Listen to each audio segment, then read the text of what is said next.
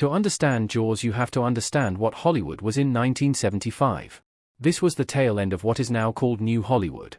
The studio system that had controlled everything from the 1930s to the 1960s had collapsed. In its place, young directors from film schools, Francis Ford Coppola, Martin Scorsese, Robert Altman, Hal Ashby, were making personal, often bleak, often R-rated films about a disillusioned America post-Vietnam and post-Watergate. The American thriller at that time was largely paranoid and human-focused. Films like The French Connection, The Conversation, and Chinatown were about corruption, conspiracy, and moral ambiguity. Monsters were out of fashion. Science fiction and horror were considered B-movie genres.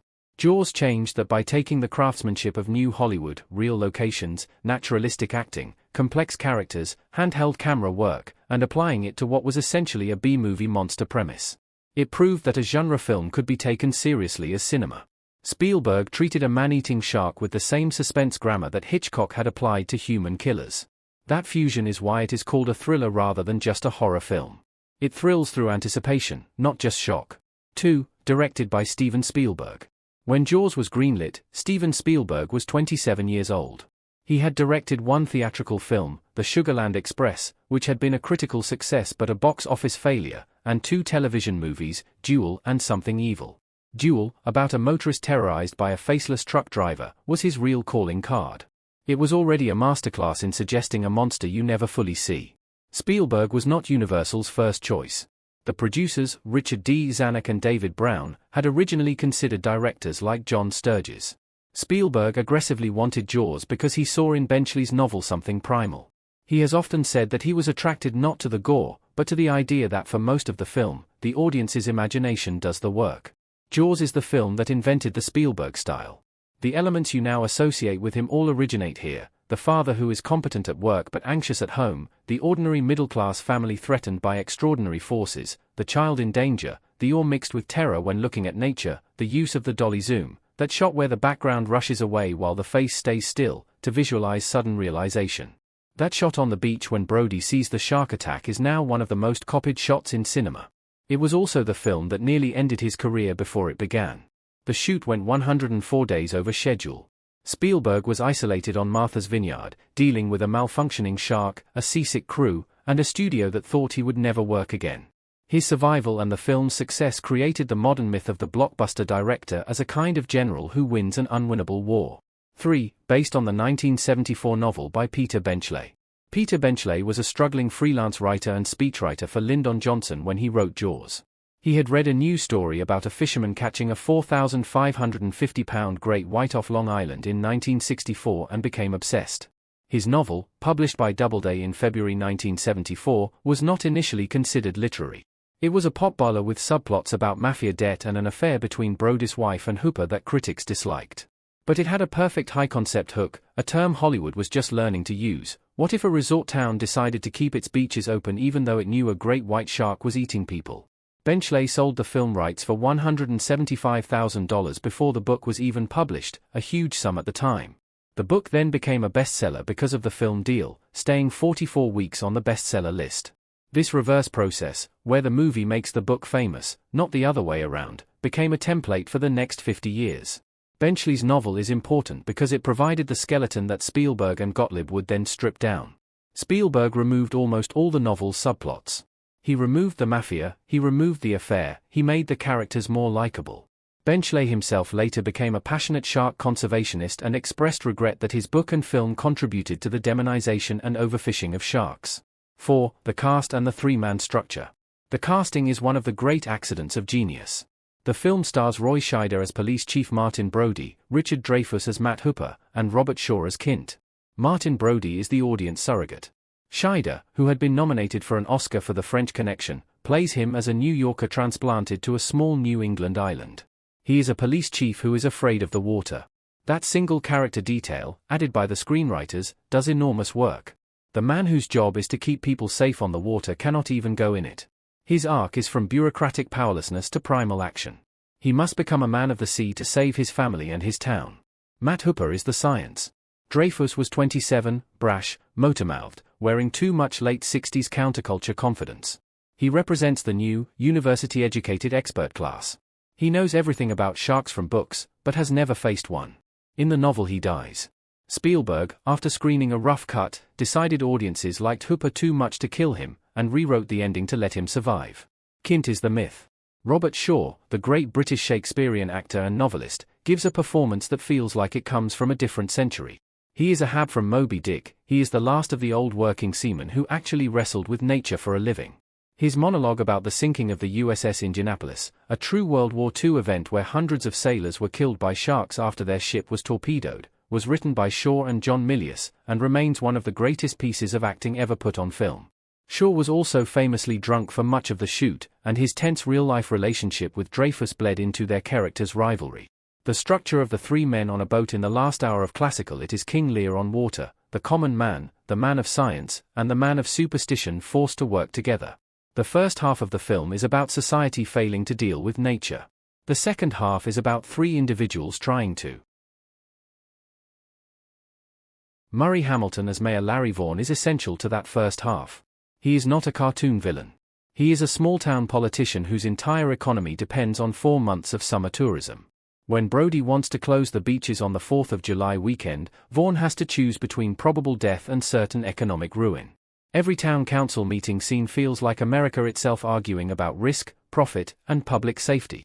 The line, "Amity is a summer town. We need summer dollars," could be spoken today about any number of crises. Lorraine Gary as Ellen Brody grounds the film in domestic reality. She is not a screaming victim. She is a wife who left the city for a quieter life and now realizes the quiet hides something more dangerous. Her fear for her children, particularly in the scene where her son Michael is in the pond when the shark enters, gives the thriller its emotional stakes. 5. The troubled production on Martha's Vineyard. Jaws was shot mostly on location at Martha's Vineyard in Massachusetts from May to October 1974. The decision to shoot on the ocean, not in a tank, was unprecedented for a major film. No major motion picture had ever attempted to shoot a sea story at sea for this long. The art department built 3 full-size mechanical sharks, each 25 feet long, nicknamed Bruce after Spielberg's lawyer. They were made of steel, fiberglass, and latex, powered by pneumatic hoses. In fresh water they worked. In salt water off Martha's Vineyard, they sank, corroded, their eyes rolled, their jaws wouldn't close. The crew called the shoot flaws. The budget ballooned from $4 million to $9 million. The schedule went from 55 days to 159 days. The sea made fools of everyone. Boats drifted into frame. Clouds changed continuity. The supporting cast got seasick. The camera boat sank. And that disaster is the reason the film is a masterpiece. Because the shark didn't work, Spielberg could not show it. He was forced to suggest its presence. He shot from the shark's point of view, low in the water, pushing through the waves. He used barrels and yellow buoys to indicate where it was. He used the absence. This is the famous Hitchcock principle that Spielberg learned completely on this film. Hitchcock had said that there is a difference between surprise and suspense. Surprise is a bomb suddenly exploding.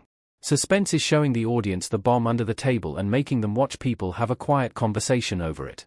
By not showing the shark for the first hour and 20 minutes, Spielberg made the audience's imagination create a far more terrifying shark than any mechanical prop could. 6. The music by John Williams. The malfunctioning shark gave John Williams space to create what is arguably the most famous piece of film music ever written. Williams, then 43 and not yet famous, was asked to score the film. His main theme is 2 notes. E and F, or more precisely, a half step. Low, slow, then faster and faster. It is primal in the simplest musical sense. It mimics a heartbeat, it mimics breathing, it mimics something approaching from the depths that gets faster as it gets closer. Williams said he wanted to suggest the shark's power and its mindlessness. It is not a clever monster. It is a force. The theme is not melodic, it is rhythmic. It is almost not music, but sound. The score won the Academy Award for Best Original Score and transformed how Hollywood thought about music. Before Jaws, many new Hollywood films used pop songs or minimalist scores. After Jaws, the big orchestral leitmotif came roaring back, leading directly to Star Wars, Superman, and Indiana Jones. 7. Release, marketing, and the invention of the summer blockbuster. Universal Pictures released the film to over 450 screens in June 1975, an exceptionally wide release for a major studio picture at the time. In the early 1970s, films typically opened in a few big cities, then slowly rolled out across the country over months based on word of mouth. This was called platform releasing. Zanuck and Brown and Universal executive Sidney Sheinberg decided to do the opposite. They spent $1.8 million on marketing, huge at the time, with heavy emphasis on television spots. 30-second primetime ads showing the shark rising toward an unsuspecting swimmer ran on all 3 networks. Tie-in merchandise, t-shirts, towels, beach toys, a soundtrack album, was everywhere before anyone had seen the film. They opened it wide in the summer. Before Jaws, summer was considered a dead season. Studios dumped films they thought would fail. People were outside, not in theaters, which were not air-conditioned everywhere. Jaws proved that young people, especially teenagers out of school, would go to the movies over and over again if you gave them an event. It stayed number 1 for 14 straight weeks. It grossed over $470 million worldwide on a $9 million budget. It was the highest-grossing film in history until Star Wars 2 years later. The 2 films together established the modern Hollywood business model that we still live with: high box office returns from action and adventure films with simple high-concept premises, released during the summer in thousands of theaters and advertised heavily. They invented the blockbuster. The word itself had been used for big-budget war films that busted the block, but after Jaws it meant something specific, a cultural phenomenon that everyone has to see. 8 awards, legacy, and preservation. Regarded as a turning point in motion picture history, Jaws was nominated for Best Picture and won 3 Academy Awards, for Best Film Editing by Verna Fields, for Best Original Score, and for Best Sound. Verna Fields' editing is crucial. Her cutting of the beach panic scenes, intercutting children splashing, a dog barking, Brody scanning the water, is a textbook of suspense. Its legacy is double-edged. On one side, it inspired a generation of filmmakers. Steven Spielberg, Bryan Singer, Kevin Smith, and countless others say Jaws is the film that made them want to make films. It showed that a director could have a personal vision within the studio system and still reach everyone. On the other side, it began the era of sequels and imitations. Jaws was followed by 3 sequels, Jaws 2, Jaws 3D, and Jaws: The Revenge, none of which involved Spielberg or Benchley, and all of which are considered progressively worse.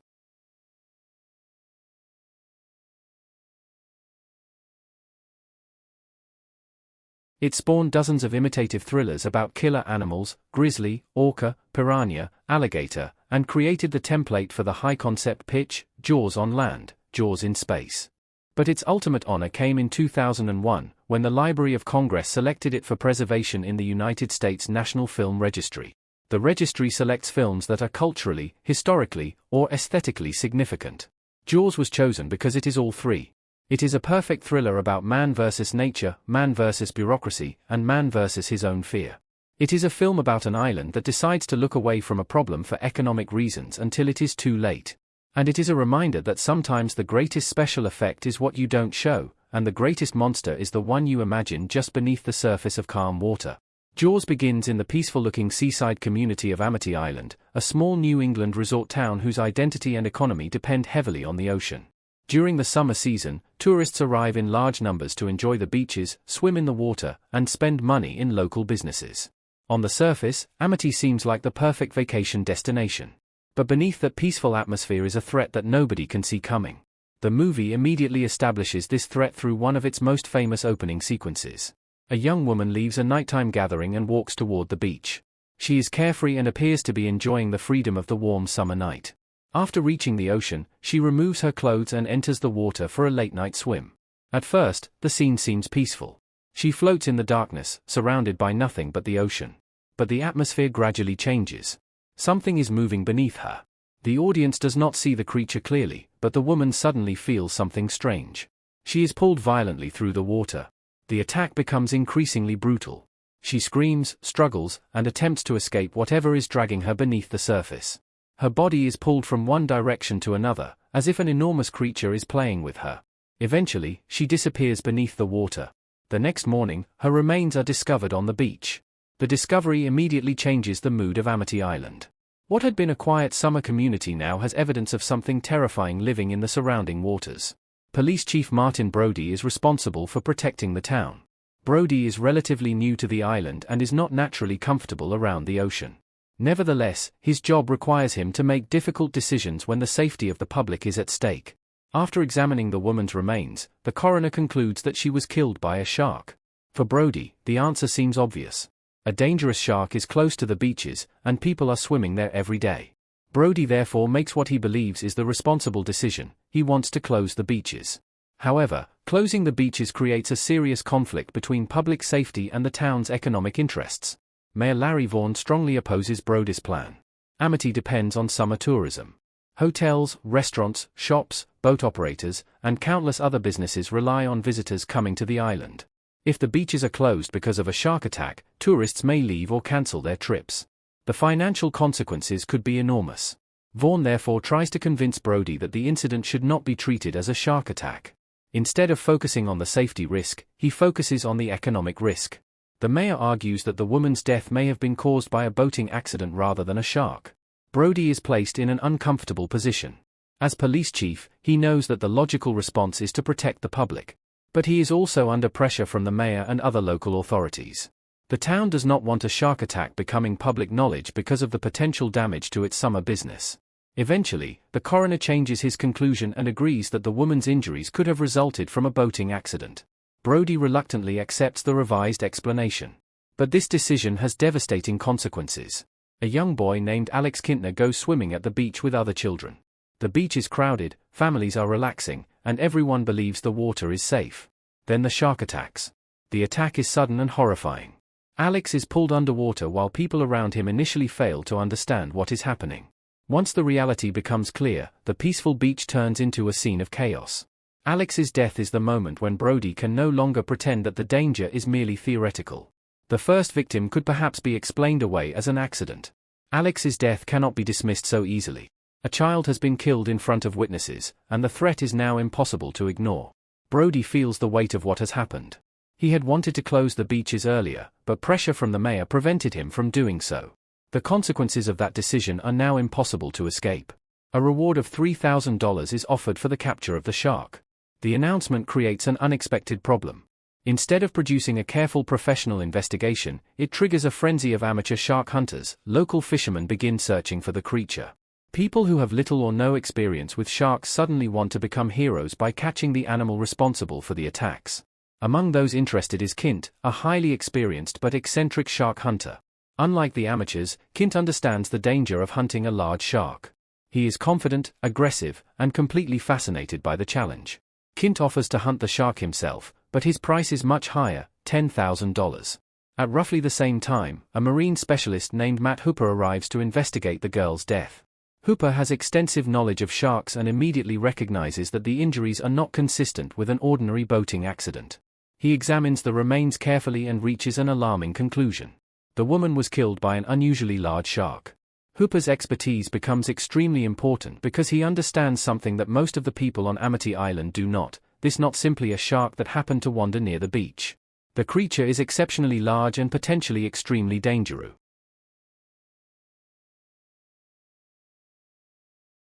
Soon, local fishermen catch what appears to be the shark responsible for the attacks. The town celebrates. Mayor Vaughn is delighted because he believes the crisis is finally over. The beaches can remain open, tourists can continue arriving, and the town's summer economy can survive. But Hooper is skeptical. He examines the tiger shark that was caught and cuts open its stomach to search for evidence. If this shark killed Alex and the other victims, there should be some indication inside its body. There is nothing. Hooper realizes that the captured tiger shark is not the killer. The real shark is still out there. This discovery creates one of the movie's most important conflicts. Brody and Hooper now understand that Amity remains in danger, but Mayor Vaughn does not want to accept that reality. Admitting that the beaches are still threatened would mean accepting the economic consequences that he has been desperately trying to avoid. Brody and Hooper continue investigating. During a nighttime search on Hooper's boat, they discover the partially submerged boat of Ben Gardner, a local fisherman who has disappeared. Hooper investigates the wreck underwater. The atmosphere becomes increasingly frightening as he moves through the dark water and examines the damaged vessel. He finds evidence that something extremely powerful attacked the boat. A huge shark tooth is embedded in the hull. The discovery provides physical evidence that an enormous great white shark is responsible. But before Hooper can safely retrieve the tooth, he experiences something even more terrifying. Gardner's severed head suddenly appears. Hooper is startled and escapes from the wreck, accidentally losing the shark tooth. Despite this frightening evidence, Mayor Vaughn continues refusing to accept that a great white shark is responsible. He has become so concerned about protecting the town's tourist industry that his judgment is compromised. Instead of closing the beaches, he agrees only to increase safety precautions. This decision leads directly to another disaster. The 4th of July weekend arrives. Amity Island becomes packed with tourists. The beaches are filled with families, children, swimmers, boats, and people enjoying the holiday. For Brody, the sight is terrifying. He knows that a giant shark is still somewhere in the surrounding waters. While everyone else sees a beautiful summer day, Brody sees a potential catastrophe waiting to happen. His fears become reality when the shark enters a nearby lagoon. A boater is attacked and killed, and the creature nearly kills Brody's son Michael. Michael survives, but the experience leaves him traumatized and hospitalized in shock. This incident finally breaks through Mayor Vaughan's resistance. Brody confronts Vaughan, and the mayor realizes that the situation has gone far beyond an economic inconvenience. His decisions have placed countless people in danger. The town needs someone capable of hunting the shark. Brody convinces Vaughan to hire Quint. Now the movie's central trio is established: Martin Brody, Matt Hooper, and Quint. The three men have completely different personalities and approaches to the problem. Brody is a police chief whose primary concern is protecting human life. He is courageous, but he is also deeply uncomfortable with the ocean. Hooper is a marine biologist and scientist. He approaches the shark through knowledge, observation, and scientific understanding. Quint is a professional shark hunter. He trusts experience, instinct, and brute determination. He sees the shark not only as a danger but as a challenge. These differences immediately create tension. Quint does not have much respect for Hooper's scientific approach. Hooper, meanwhile, sees Quint as reckless and arrogant. Brody is caught between them, trying to keep the mission focused. Despite their disagreements, the three men leave Amity aboard Quint's boat, the Orca. Their objective is simple: find the shark and kill it before it kills anyone else. Brody begins laying down a trail of chum into the water. The smell is intended to attract the shark. For a while, nothing happens. The men wait. Then the shark appears. For the first time, the creature is clearly visible. Its enormous size shocks Brody. The shark is far larger than he expected. Brody's famous reaction to the creature captures the moment perfectly. He realizes that they are facing something much more dangerous than an ordinary shark. Quint estimates that the animal is approximately 25 feet long and weighs around 3 tons. This is not simply a predator swimming near the beach. It is an enormous killing machine. Quint immediately attacks. He harpoons the shark and attaches the line to a flotation barrel. The goal is to keep track of the creature and eventually exhaust it. But the shark proves stronger than expected. It pulls the barrel beneath the surface and disappears. The hunt has begun. As night falls, the three men remain aboard the Orca. The tension between Quint and Hooper eventually changes into something more complicated. They drink together and begin comparing scars on their bodies.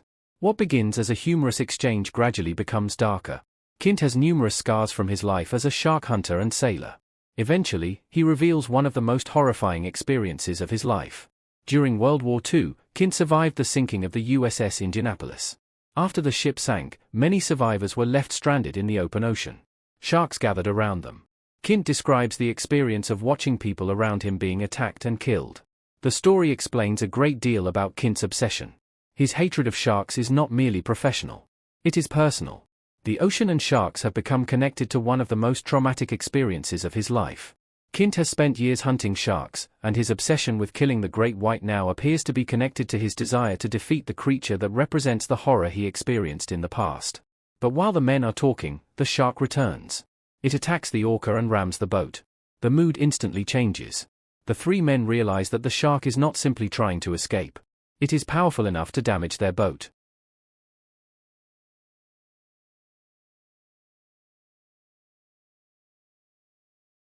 The Orca begins experiencing mechanical problems. The men spend the night attempting to repair the engine.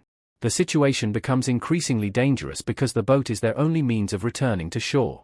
Brody wants to contact the Coast Guard. Quint refuses. His obsession with killing the shark without outside assistance has taken control of him. He does not want anyone else interfering with the hunt. When Brody attempts to use the radio, Quint destroys it. This is a crucial moment because Quint is no longer simply trying to protect himself or the people of Amity. He has become obsessed with defeating the shark personally. The next stage of the hunt becomes a prolonged battle between man and animal. The shark is harpooned again, and another barrel is attached to it.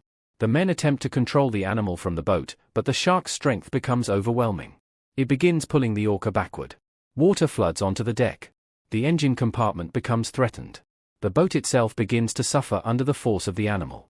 Quint attempts to save the vessel by cutting the line, but the cleats holding the line eventually break away. The shark escapes with the barrels attached. For Brody, the situation is becoming desperate. The three men have traveled far from shore, and their boat is badly damaged.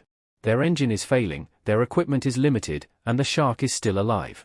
Quint attempts to take the orca toward shallower water, believing that reducing the shark's ability to move freely might give them an advantage.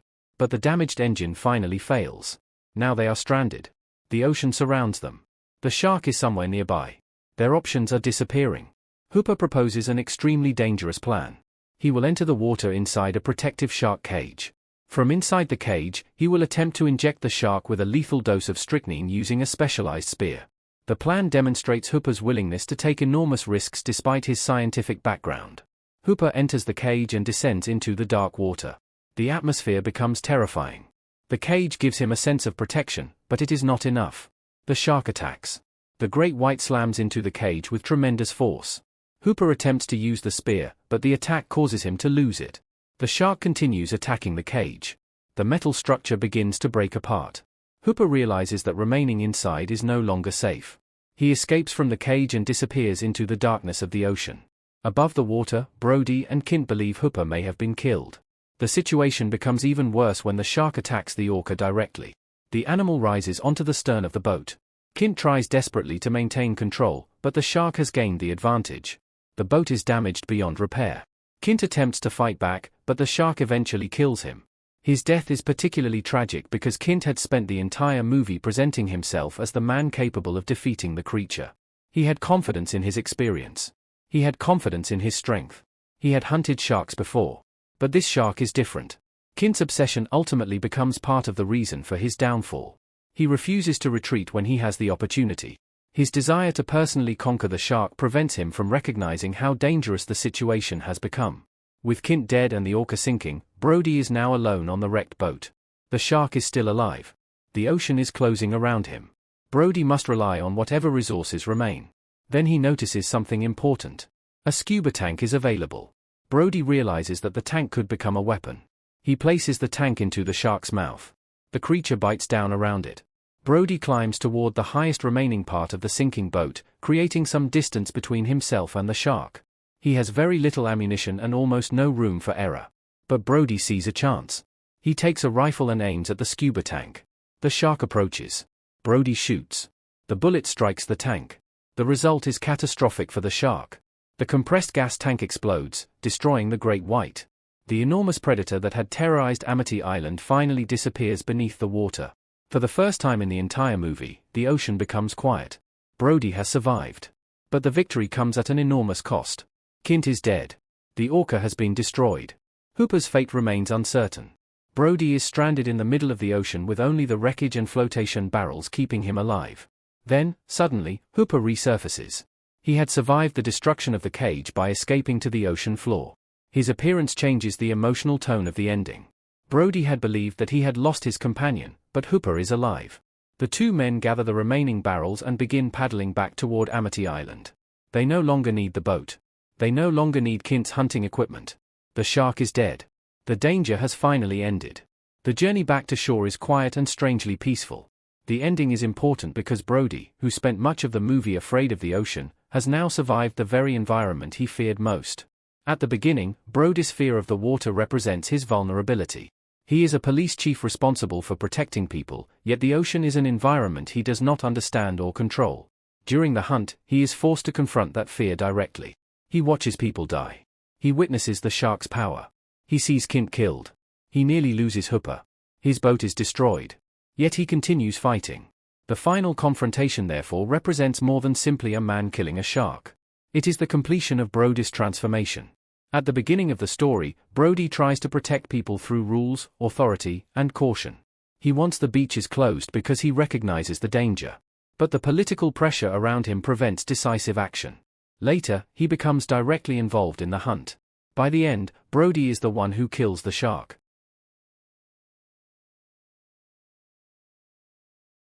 His victory is achieved not through superior physical strength but through observation, courage, and improvisation. He recognizes the potential danger of the scuba tank and turns the shark's own aggression against it. The conclusion also completes the story's larger conflict between humanity and nature. The shark is not evil in the traditional sense. It is an animal acting according to its instincts. But from the human perspective, its attacks create an existential threat. The movie's real conflict therefore comes from the inability of humans to control the ocean. The shark can disappear beneath the surface at any moment. People cannot see what is happening underwater. That uncertainty creates much of the movie's terror. This is especially important because the shark is not constantly visible. Much of the suspense comes from the possibility that the shark might be nearby. The audience understands that something is beneath the surface even when the characters cannot see it. Every swimmer becomes vulnerable. Every dark patch of water becomes suspicious. Every movement in the ocean can potentially represent the approach of the predator. The story also demonstrates how fear can be made worse by denial. The first attack should have been enough to close the beaches. Instead, economic concerns cause the authorities to minimize the danger. The second attack proves the threat is real, but even then, people look for explanations that allow them to continue normal life. The captured tiger shark provides temporary reassurance, but Hooper's investigation proves that appearances can be misleading. The real threat is still beneath the surface. Mayor Vaughan's behavior illustrates how dangerous it can be when economic interests are placed above public safety. His primary concern is preventing panic and protecting tourism, but his decisions allow more people to become exposed to the shark. The 4th of July sequence becomes the ultimate consequence of this thinking. Thousands of people gather in the water because they believe the beach is safe. The audience knows better. That dramatic irony makes the sequence especially tense. Brody knows what is coming.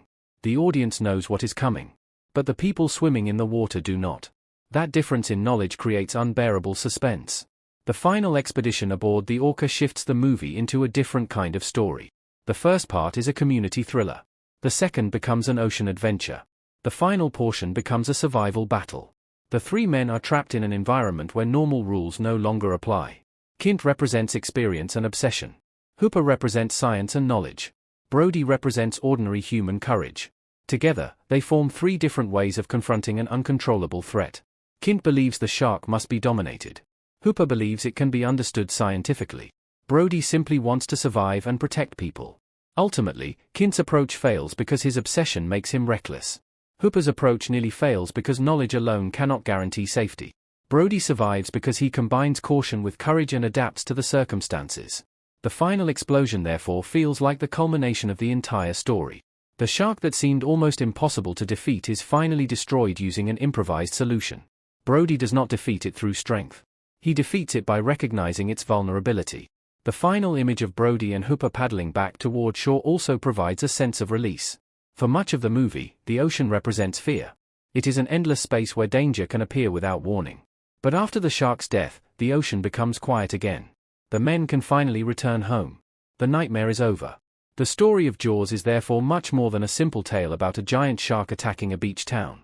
It is a story about fear, denial, responsibility, obsession, survival, and courage.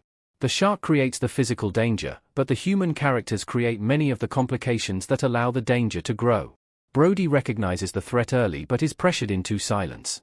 Mayor Vaughn prioritizes tourism over safety. The public becomes caught between fear and the desire to enjoy the summer. Quint becomes so obsessed with defeating the shark that he refuses to retreat. Hooper attempts to solve the problem through scientific knowledge. And Brody ultimately becomes the person who must confront the creature directly. The journey from the first nighttime attack to the final explosion is therefore a gradual escalation. It begins with one mysterious death. Then another victim appears. Then the community tries to deny the threat. Then evidence confirms the existence of an enormous predator. Then the shark attacks during the holiday weekend. Finally, three men travel into the open ocean to confront the creature directly. Every stage raises the stakes. By the time the Orca begins sinking, there is nowhere left to escape. The final confrontation works because the audience has spent the entire movie learning to fear the shark without fully seeing it. By the time the creature becomes the direct target of the final battle, it has already become a symbol of everything the characters have been unable to control. Brody's victory therefore feels like more than the death of an animal. It is the end of the fear that has controlled Amity Island. The beaches that once represented happiness and tourism had become places of terror. Families could no longer enter the water without risking their lives. The community's entire relationship with the ocean had been changed. When Brody and Hooper finally paddle toward shore, that relationship can begin to return to normal. The ocean is still dangerous. But the specific threat that had haunted the island is gone. Most importantly, Brody has changed. The man who initially feared the ocean has survived its greatest threat. He has lost friends and witnessed terrible violence, but he has also demonstrated the courage necessary to protect others. The final moments therefore provide a satisfying conclusion to his character arc. Jaws begins with people underestimating danger. It ends with Brody refusing to underestimate it ever again. The shark may be gone, but the experience has permanently changed him. That is what makes the story so effective.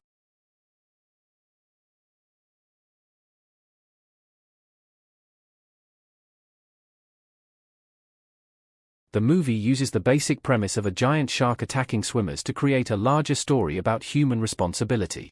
It asks what happens when people know there is danger but choose to ignore it because accepting the truth is inconvenient. The answer is devastating. The first victim could have been prevented. Alex Kintner's death could potentially have been prevented. The creation of Jaws, 1975, began long before audiences ever saw a great white shark emerge from the ocean.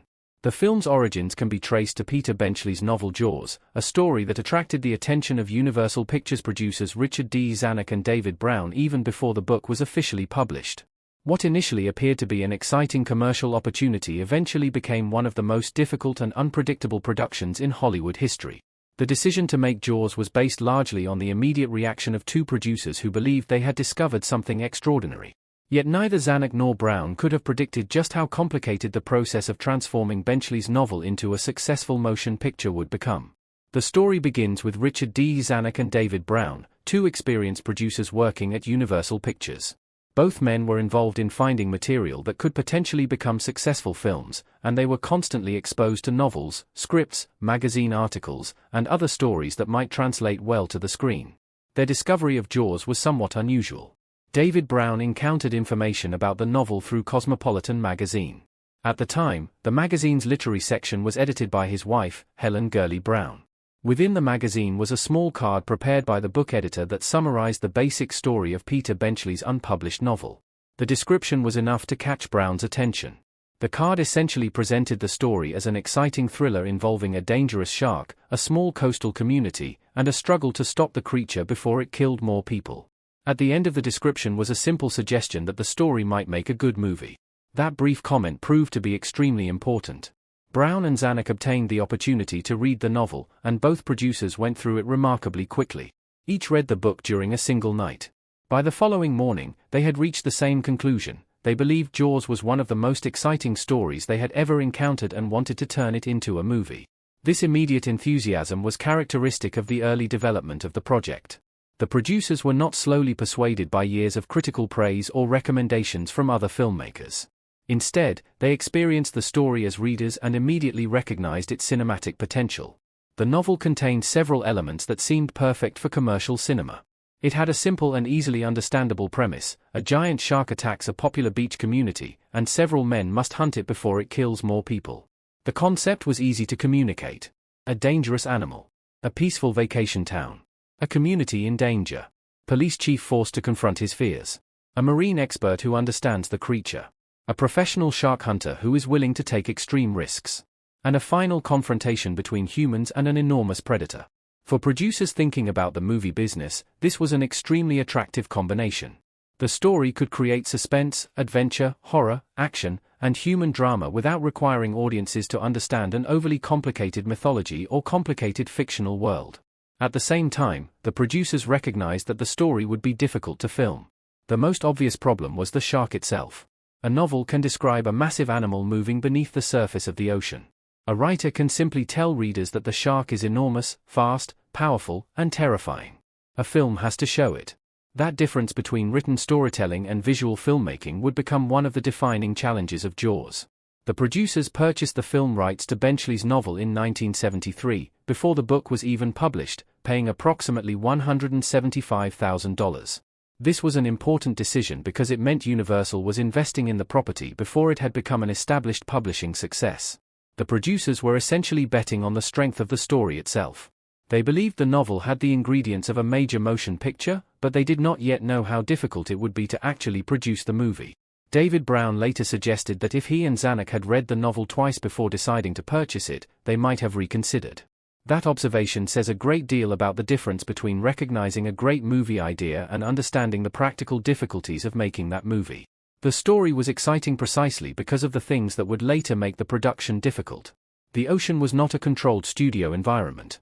A giant shark could not simply be brought onto a set and instructed to perform. Many of the novel's most important scenes involved water, boats, swimming, storms, underwater environments, and a predator that needed to appear convincing. The producers had purchased an exciting story without having an easy technical solution for filming it. The next major question was the director. A project like Jaws required someone capable of handling suspense, actors, action, water photography, and large-scale production. The producers needed a filmmaker who could make the shark frightening while also keeping the human characters emotionally interesting. One of the early names considered was veteran filmmaker John Sturges. Sturges had extensive experience directing major motion pictures and was familiar with adventure stories. His resume included The Old Man and the Sea, a film with a strong maritime component. His experience made him a logical possibility for a project involving the ocean and a dangerous creature. However, the producers eventually considered another director, Dick Richards. Richards had recently directed the Culpeper Cattle Company, which had demonstrated his ability to work with Western-style material and visual storytelling.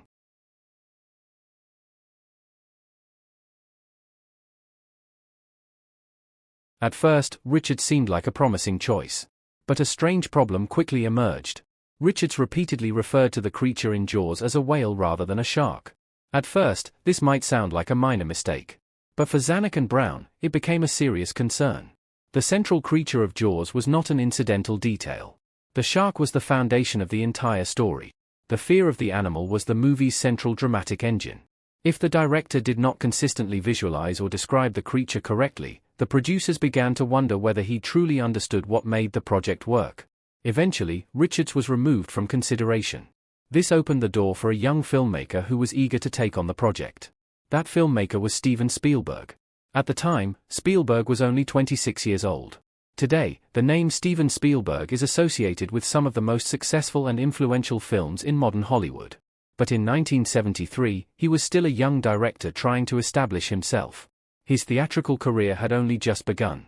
Spielberg had directed The Sugarland Express, a film produced by Richard Zanuck and David Brown. Although the movie demonstrated his talent, Spielberg had not yet become the internationally famous director audiences would later know. Nevertheless, he already had an important quality that would become essential to Jaws, an ability to create suspense from ordinary situations. Spielberg had previously directed Duel, a television film about an ordinary man being relentlessly pursued by a mysterious truck driver. Duel was based on a remarkably simple idea. An ordinary person encounters a terrifying force. The force pursues him. The protagonist does not fully understand who or what is behind the danger. The suspense comes from the uncertainty and helplessness of the ordinary person. Spielberg later recognized the similarity between Duel and Jaws. In both stories, an ordinary person is targeted by a powerful, almost unstoppable force. In Duel, that force is represented by a mysterious truck. In Jaws, it is represented by an enormous great white shark. The comparison was important because it revealed Spielberg's understanding of the material. He did not necessarily see Jaws simply as a movie about a shark. He saw it as a story about ordinary people confronting an enormous and almost incomprehensible threat. That perspective would ultimately shape the film. When Spielberg visited Zanuck and Brown's offices, he noticed their copy of Benchley's still unpublished novel. He became immediately interested. After reading it, Spielberg wanted to direct the movie. This enthusiasm was important because the director was not simply accepting an assignment. He genuinely connected with the material. Spielberg saw possibilities in the story that went beyond the basic premise. He understood that the shark could function almost like the truck in Duel, a frightening force that constantly threatens ordinary people. This approach would later become one of the most important creative decisions in Jaws. The audience did not necessarily need to see the shark constantly. In fact, Spielberg would eventually discover that not seeing it could make it more frightening. But before that creative strategy could fully develop, Spielberg had to officially become the director. In June 1973, Zanuck and Brown signed Spielberg to direct Jaws.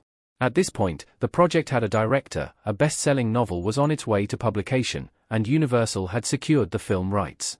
Everything appeared to be moving in the right direction. But Spielberg soon began to have doubts. The young director became worried that Jaws might define him too narrowly. His concern was that Hollywood could begin seeing him as a specialist in films about dangerous machines and terrifying creatures. He had already directed Duel, which was centered around a threatening truck. Now he was preparing to make a film about a terrifying shark. Spielberg feared becoming known as the truck and shark director. This concern may seem strange in retrospect, because Jaws would eventually establish him as one of the most versatile directors in Hollywood. But at the time, Spielberg had not yet earned that reputation. He was still young. His career was still developing. Every major project could influence how studios perceived him. Spielberg was therefore tempted by another opportunity, Lucky Lady, a project associated with 20th Century Fox. He wanted to move away from Jaws and pursue a different kind of film. From Spielberg's perspective, this made sense.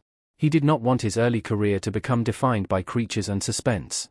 He wanted the opportunity to demonstrate that he could direct different types of stories.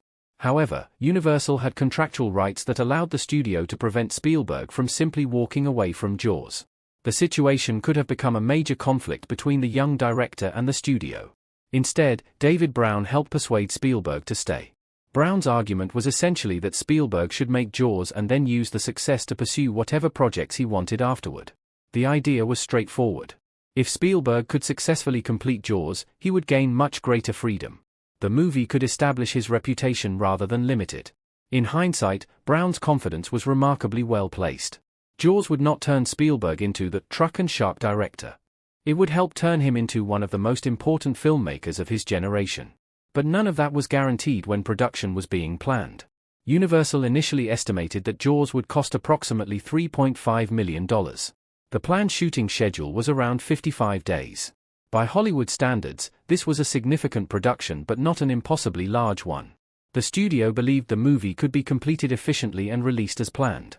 The schedule was especially important because Universal wanted principal photography to begin in May 1974 and finish by the end of June. The reason for this deadline was not simply artistic.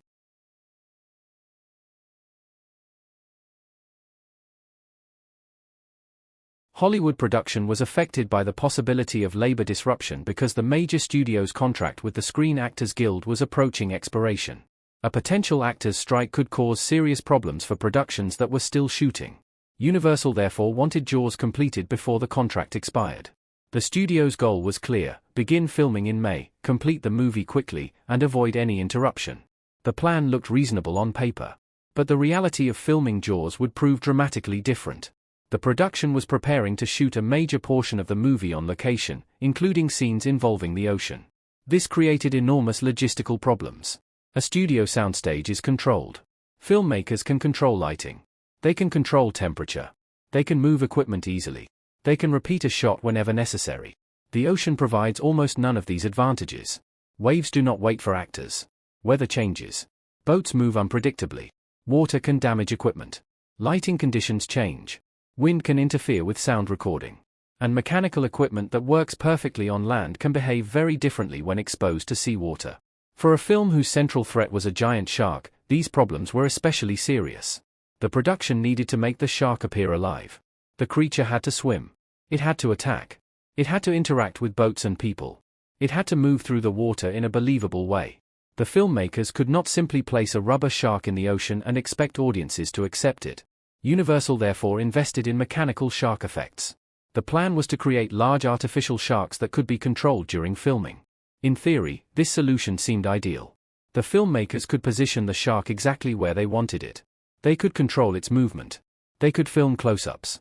They could stage attacks. The mechanical shark would become one of the movie's most important special effects.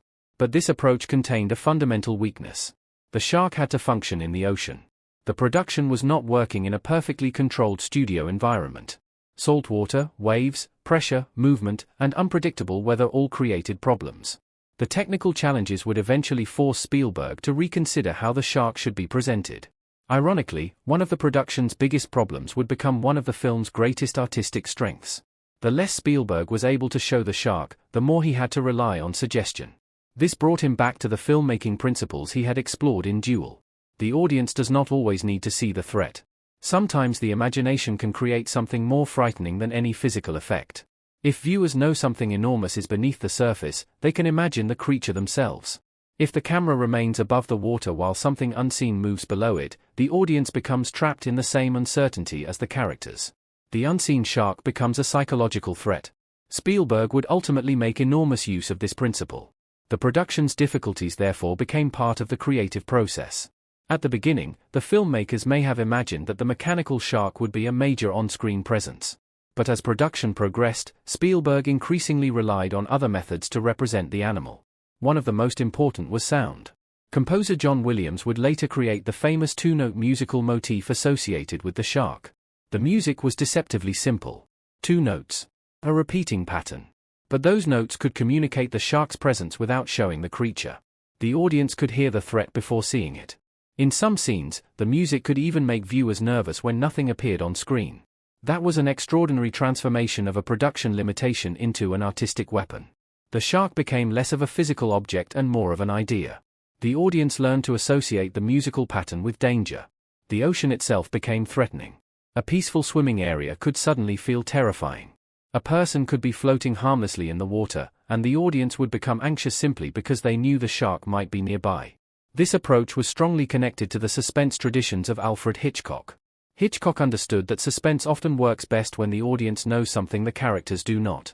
If viewers know a danger is approaching while the character remains unaware, tension grows. Spielberg applied a similar concept to Jaws. The audience is often aware that danger may be beneath the surface even when the people in the scene have no idea what is happening. This makes ordinary activities frightening. Swimming becomes dangerous. Playing in shallow water becomes dangerous. Boating becomes dangerous. Even looking at the ocean can create anxiety. The production challenges were therefore beginning to influence the movie's storytelling style. But at this stage, the filmmakers did not yet know how extraordinary the final result would become. They were still facing the basic challenge of getting the film made. The original budget of approximately $3.5 million and the 55-day shooting schedule were ambitious. The plan assumed that the filmmakers could work efficiently. Universal wanted the production completed quickly, particularly because of the potential labor problems surrounding the Screen Actors Guild contract. However, filming an ocean-based thriller was much more complicated than the studio had anticipated. Every day brought new variables. The ocean could not be controlled. The mechanical shark could not always be relied upon. Boats and equipment created additional problems. Scenes that appeared straightforward on paper could take far longer to execute. The young Spielberg was now facing one of the biggest challenges of his career. He had been hired because he had demonstrated a talent for suspense. He had convinced the producers that he understood the material. But directing Jaws required more than creative imagination. It required enormous patience and the ability to solve technical problems constantly. The project was also psychologically difficult for Spielberg. He had already worried that the movie might damage his career by making him seem like a director who only knew how to make films about threatening vehicles and monsters.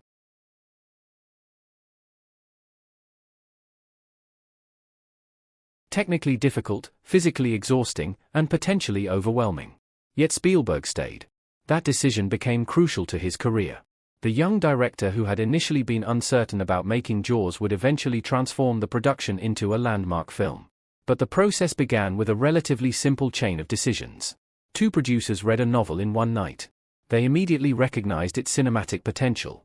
They bought the rights before publication. They searched for a director. One director was dismissed after failing to demonstrate the appropriate understanding of the central creature.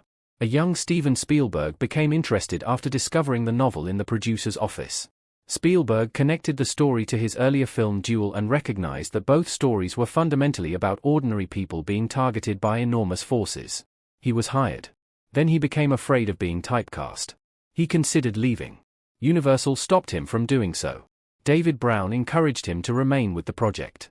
And finally, the production was scheduled to begin under a relatively tight budget and shooting schedule. What none of these people could fully appreciate was that Jaws was about to become much more than another studio thriller. The film would challenge conventional ideas about how a major Hollywood movie could be produced and marketed. The difficulties that Spielberg encountered would force him to become more inventive. The limitations of the mechanical shark would lead to a more sophisticated approach to suspense. The ocean would become both the setting and the source of terror. The threat would often be represented through music, camera movement, character reactions, and audience imagination rather than constant visual effects. And Spielberg himself would emerge from the experience with a dramatically different reputation. The young director who feared being trapped as a truck and shark director would eventually become one of Hollywood's most influential filmmakers. The irony is that Jaws did not destroy Spielberg's career by typecasting him. It gave him the freedom to build it. The story of the film's development is therefore important because it demonstrates how successful movies are not always created through perfect planning. Sometimes a filmmaker begins with a clear idea, encounters unexpected obstacles, and is forced to rethink the entire approach. Jaws was supposed to be a major but manageable production. Instead, its technical difficulties would challenge almost every assumption the filmmakers had made. The ocean refused to cooperate. The mechanical shark could not always perform. The schedule would become increasingly difficult. The budget would grow. Spielberg would face tremendous pressure. Yet those problems would ultimately contribute to the movie's distinctive style. The central lesson of Jaws' early development is that the film's greatness was not guaranteed when Zanuck and Brown bought the rights to Benchley's novel. At that stage, they simply had an exciting story. They had no guarantee that audiences would respond to it. They had no guarantee that the shark would look convincing. They had no guarantee that Spielberg could manage the production.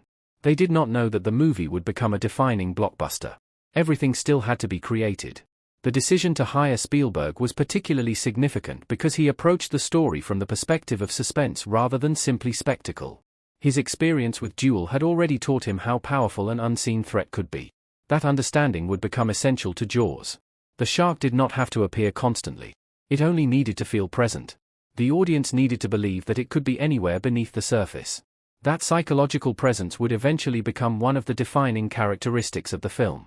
The early production decisions therefore laid the foundation for everything that followed. Benchley's novel provided the story. Zanuck and Brown recognized its commercial potential. Universal provided the financial and industrial machinery necessary to produce it. Spielberg brought a young filmmaker's energy and suspense-driven perspective. And the production problems would force everyone to adapt. The result would eventually become one of the most important films of its era. But before audiences could experience that success, the filmmakers had to survive the production itself. The original plan was simple: spend around $3.5 million, shoot for approximately 55 days, finish before the potential actors strike, and deliver an exciting shark thriller. Reality would be far more complicated. The film that began as an exciting novel acquisition would become a massive test of filmmaking ability. And at the center of that test was Steven Spielberg, a 26-year-old director who was still trying to prove that he belonged among Hollywood's major filmmakers. He did not yet know that Jaws would transform his career.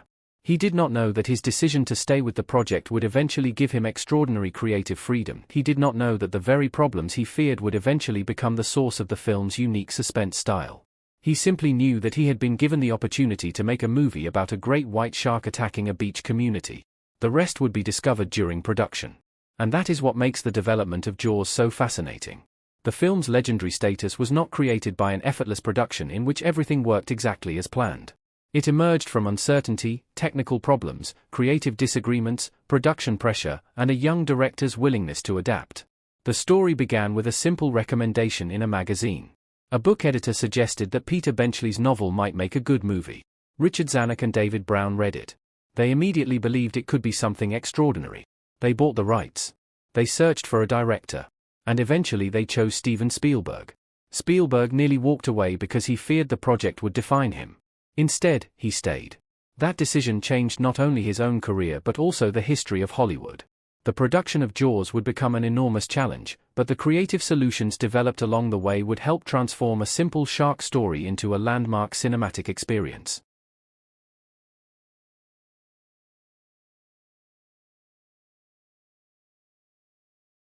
One of the most important parts of the making of Jaws, 1975, was the transformation of Peter Benchley's novel into a workable screenplay. The novel provided the foundation for the film, but the movie that audiences eventually saw was significantly different from the book. Steven Spielberg understood very early that a direct adaptation would not necessarily produce the best film. He wanted to preserve the central story, the atmosphere of the ocean, and the thrilling shark hunt, but he also believed that many of the novel's subplots and character relationships needed to be removed or changed. This process became one of the most important creative stages in the development of Jaws. The film's final screenplay was not the work of one person alone. Peter Benchley created the original foundation, but several writers contributed to reshaping the story. Spielberg himself played a major role in determining what should remain and what should disappear, while Howard Sackler and Carl Gottlieb helped transform the material into the more focused, character-driven screenplay that eventually became the movie. At the center of Spielberg's approach was a simple idea: keep the basic story, but simplify it. The novel contained many different storylines and character relationships.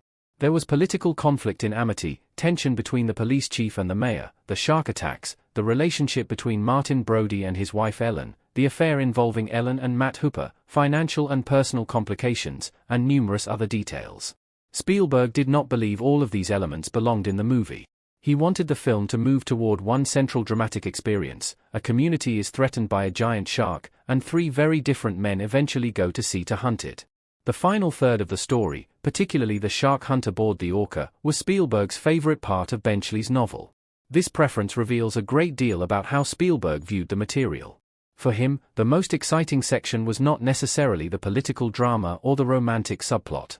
It was the moment when the story narrowed down to three men on a boat in the middle of the ocean, confronting a massive predator. Spielberg wanted the movie to build toward that experience. He therefore told producer Richard Zanuck that he would like to direct the film if he could make significant changes to the first two acts. His idea was to create original screenplay material for the early portion of the story while remaining much closer to the novel during the final third. This approach would eventually prove extremely effective. The early part of the movie would establish Amity Island, Martin Brody, the shark attacks, the political pressure to keep the beaches open, and the growing danger. Then the story would gradually narrow until the main characters were isolated at sea. This structure gives Jaws a natural escalation. At first, the danger is mysterious. Then it becomes undeniable. Then it becomes personal.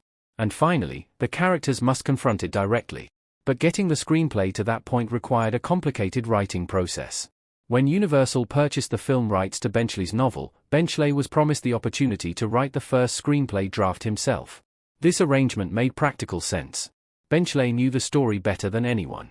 He had created the characters, the setting, the shark attacks, and the overall narrative. Giving him the first opportunity to adapt his own novel allowed the filmmakers to establish a screenplay based closely on the source material. There was also a practical reason for moving quickly. There was concern that a Writers' Guild strike might interfere with Hollywood production. Benchley was not a union member, which meant he could continue working even if union writers became unavailable. Universal therefore wanted to make sure that a usable screenplay existed before production began. Benchley took on the task. But adapting a novel into a screenplay is not simply a matter of transferring sentences from one format into another. A novel can spend pages exploring a character's thoughts. A screenplay cannot easily do that. A novel can contain numerous subplots. A film has a limited running time. A novel can explain the history of a town or a character. A movie must communicate those things visually, through dialogue, performance, action, and carefully selected details. Benchley discovered this difficulty firsthand. He wrote 3 drafts of the screenplay. Each draft attempted to transform his novel into something that could be filmed. Eventually, he delivered his final version to Spielberg and essentially acknowledged that he had reached the limit of what he could do as a screenwriter. Benchley later explained that his primary contribution to the finished movie was the storyline and the ocean-related material. He understood the mechanics of the story. He knew what happened. He understood the shark, the sea, the hunt, and the basic structure.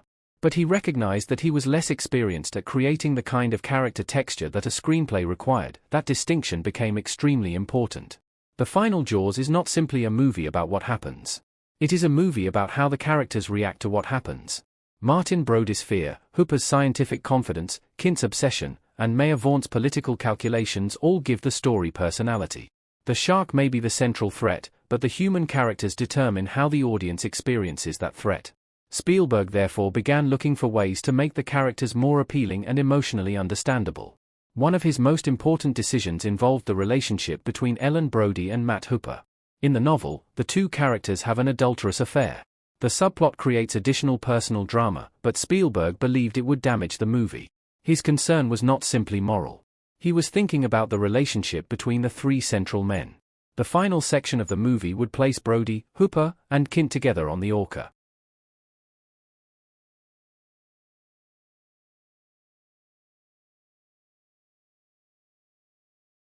Brody and Hooper would eventually become partners. They would learn to respect each other. They would face danger together. They would depend on each other. If Hooper had been involved in an affair with Brody's wife, however, that relationship would become much more complicated. The audience would have another layer of tension between the men. Brody would have a personal reason to distrust Hooper. Hooper's presence would become associated with betrayal rather than cooperation. Spielberg believed this would undermine the emotional dynamic he wanted for the shark hunt. Therefore, the affair was removed. This was a major change from the novel, but it strengthened the movie. In the film, Brody and Hooper are not romantic rivals. Instead, they become allies.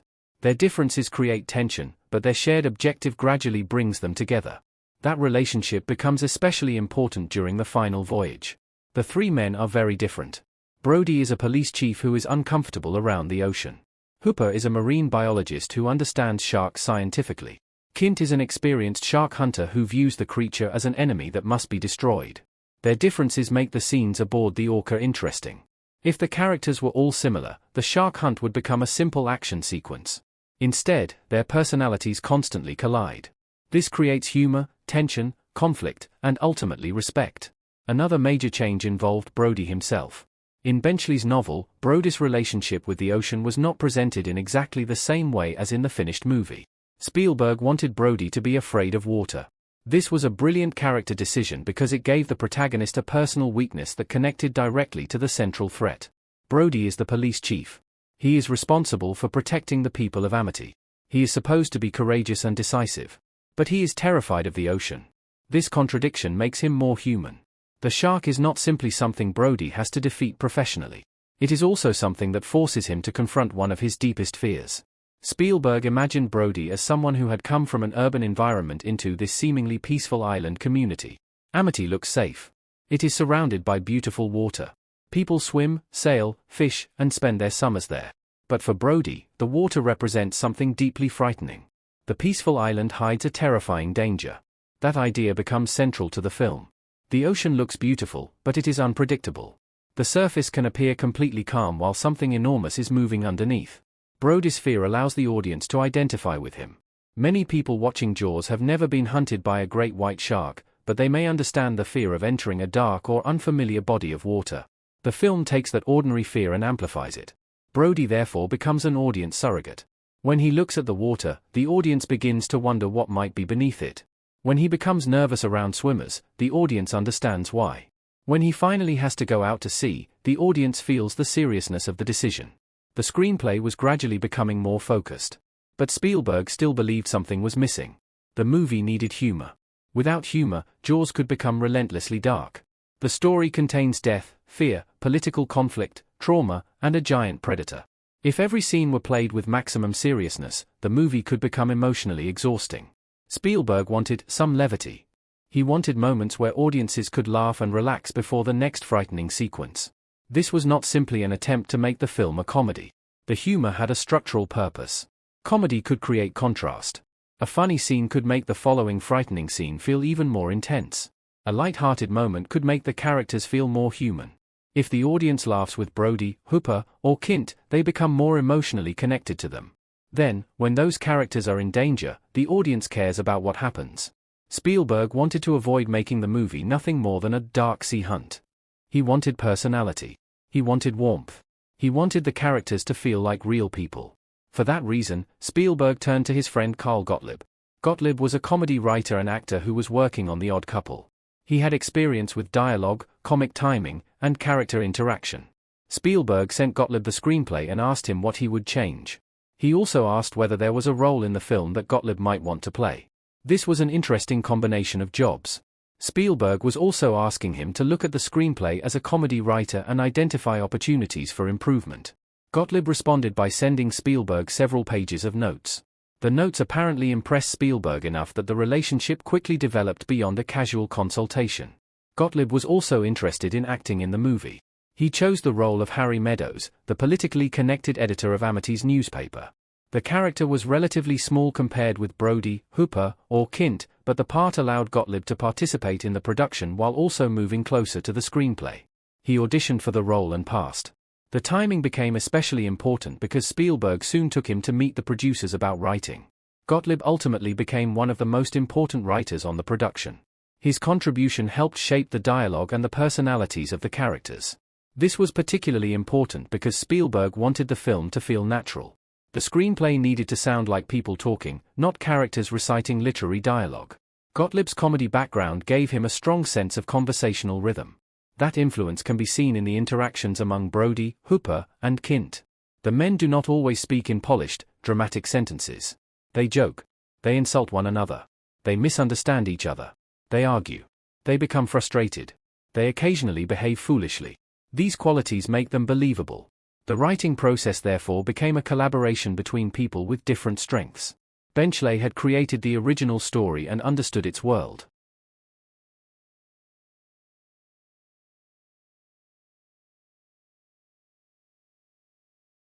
The final screenplay emerged from the combination of these different approaches.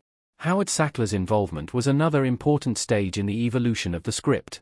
Sackler was a highly accomplished playwright who had won major recognition for his work.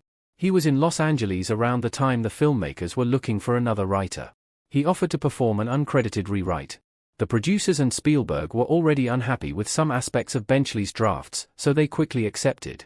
Sackler's role was important because the screenplay needed to become more dramatically focused. The basic story was already there. What the filmmakers needed was a screenplay that could carry the emotional weight of the film. The story had to move efficiently from one event to another. The characters had to become understandable quickly. The suspense had to build gradually. And the final shark hunt had to feel like the inevitable climax of everything that had happened before. Sackler's work helped move the script in that direction. At the same time, Spielberg continued refining the characters. The decision to make Brody afraid of water was particularly important. This fear creates a contradiction at the center of the protagonist. Brody is the person responsible for protecting the island, yet the very environment containing the danger terrifies him. He cannot simply avoid the water. His job forces him to confront it. This makes his eventual decision to go aboard the orca more meaningful. He is not a fearless action hero. He is a frightened man who chooses to act anyway. That distinction is central to the film's emotional power. Courage does not mean feeling no fear. Courage means doing what must be done despite fear. Brody represents that idea. At the beginning, he wants to keep people away from the ocean. He understands that the shark is dangerous. But he cannot fully escape the consequences of his own fear. Eventually, he must go into the ocean himself. This character development was not simply a minor adjustment. It changed how the entire story worked. The shark hunt became a personal challenge for Brody. He is not hunting the shark only because it is his professional responsibility. He is confronting the environment he fears most. The final journey aboard the orca therefore becomes a psychological journey as well as a physical one. The screenplay's development also demonstrates the importance of simplifying a story for cinema. The novel could contain many characters and subplots because readers could spend hours with the material. A movie has to maintain momentum. If too many side stories compete with the central conflict, the audience's attention becomes divided. Spielberg wanted Jaws to be about the shark, the town, and the men who eventually hunt it. Removing the affair between Ellen and Hooper was one example of this simplification. Other novel elements were also reduced or discarded. The film increasingly concentrated on Martin Brody, Matt Hooper, Quint, Maya Vaughn, and the shark. The result was a cleaner dramatic structure. The audience could understand what was at stake. Amity Island needed to survive. The shark needed to be stopped. Brody needed to overcome his fear. Hooper needed to apply his knowledge. Quint needed to confront the creature he was obsessed with killing. The story was becoming more cinematic. The writing process also demonstrates how the final Jaws screenplay became distinct from Benchley's novel. It is tempting to imagine a movie adaptation as a simple translation from one medium into another. But Jaws demonstrates that adaptation can involve major transformation. The novel is the source. The screenplay is a reinterpretation. The movie is another reinterpretation. Each stage requires different decisions. Benchley created the world and the basic story. The screenwriters had to determine which parts could work visually. Spielberg had to determine how those scenes could be staged, shot, performed, and edited. This process eventually produced a film that was inspired by the novel but was not trapped by it. Perhaps the most important result was the stronger focus on the central trio. Brody, Hooper, and Quint became the emotional center of the final portion. Their personalities are clearly distinct. Brody is cautious. Hooper is intellectual. Quint is aggressive. Brody fears the ocean. Hooper is fascinated by it. Quint has built his life around it. These differences make their interactions compelling. The men also represent different responses to danger. Brody represents responsibility. Hooper represents scientific knowledge. Quint represents experience and obsession. The shark forces these approaches into conflict. The result is a story that becomes increasingly interesting even when the shark is not visible. That was exactly what Spielberg wanted. The movie could not depend entirely on the mechanical shark. It needed human drama. It needed character relationships. It needed humor. It needed tension. It needed suspense. The screenplay's evolution therefore became essential to the movie's eventual success. The removal of the romantic affair allowed Brody and Hooper to develop a friendship. The addition of Brody's fear of water gave the protagonist a personal weakness. The reduction of unnecessary subplots kept the narrative focused. Sackler helped strengthen the dramatic material. Gottlieb helped introduce humor and improve dialogue. And Spielberg remained the guiding creative force, shaping the screenplay around his vision of a suspenseful, character-driven shark thriller. Carl Gottlieb's involvement was especially valuable because humor became one of the movie's secret weapons. Jaws can be frightening because it creates moments of extreme suspense. But it is also memorable because its characters have personalities. The dialogue between the men often feels casual and spontaneous. That naturalism helps make the frightening scenes more effective. When the characters joke, the audience relaxes. When they relax, the next danger can hit harder.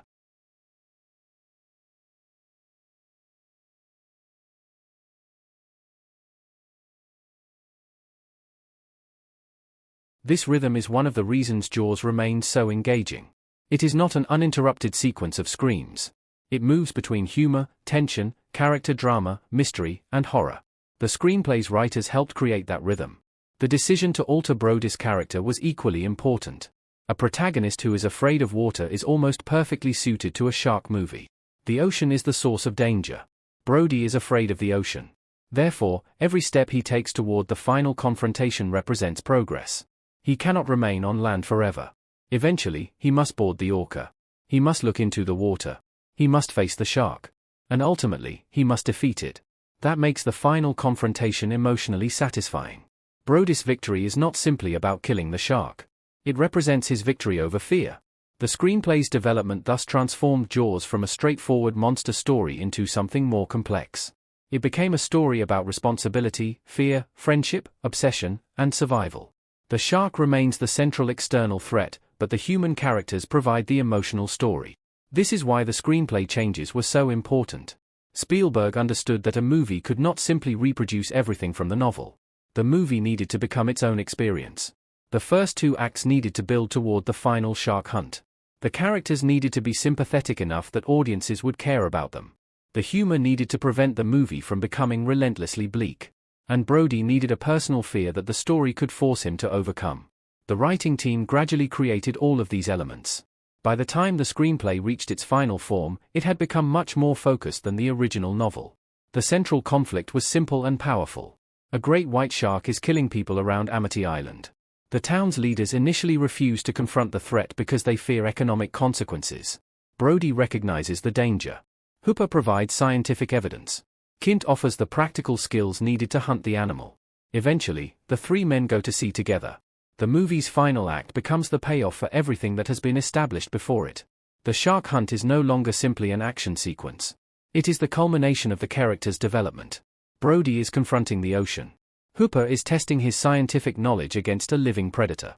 Quint is confronting the creature that has become the focus of his life. The screenplay's long development process made that climax possible. In the end, the story of Jaws' screenplay is a story of creative refinement. Peter Benchley supplied the foundation. Steven Spielberg identified what he believed was most cinematic and exciting. The producers supported the adaptation process.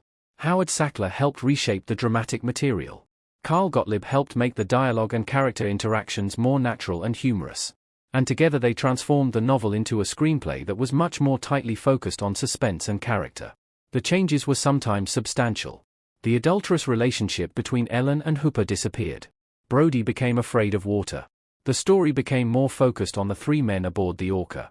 The humor became more prominent. The dialogue became more natural. The characters became more sympathetic. And the shark hunt became the destination toward which the entire movie was moving.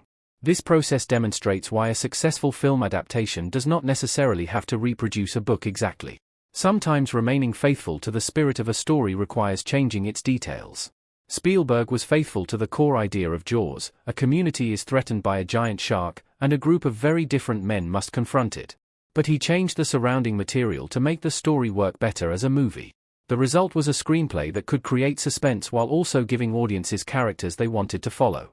That combination would eventually become one of the greatest strengths of the finished film. The shark creates the fear.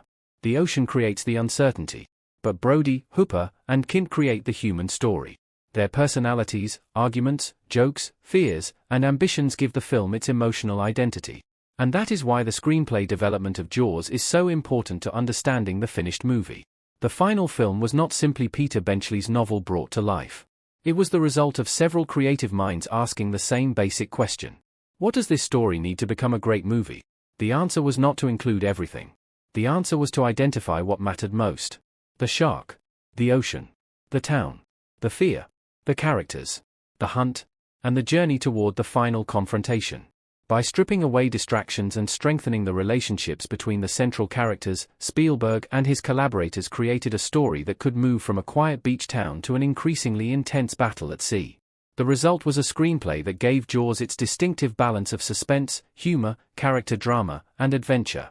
And perhaps most importantly, it created Martin Brody as a protagonist audiences could understand. He is afraid. He is uncertain. He is sometimes overwhelmed. But when the moment comes, he acts. That is what makes his journey so powerful.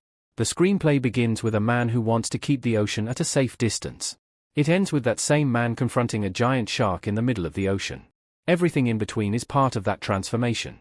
The writers did not simply adapt a shark story. They built a character journey around the shark. And that creative decision helped turn Jaws into far more than a monster movie. It became a story about ordinary people facing extraordinary danger, about fear becoming courage, and about the importance of human relationships when survival is at stake. The long and complicated screenplay process ultimately gave Jaws the structure it needed to become one of the defining thrillers of its era. The novel provided the foundation. But the screenplay gave the story its cinematic shape. And Steven Spielberg's vision ensured that the final movie would not merely show audiences a shark.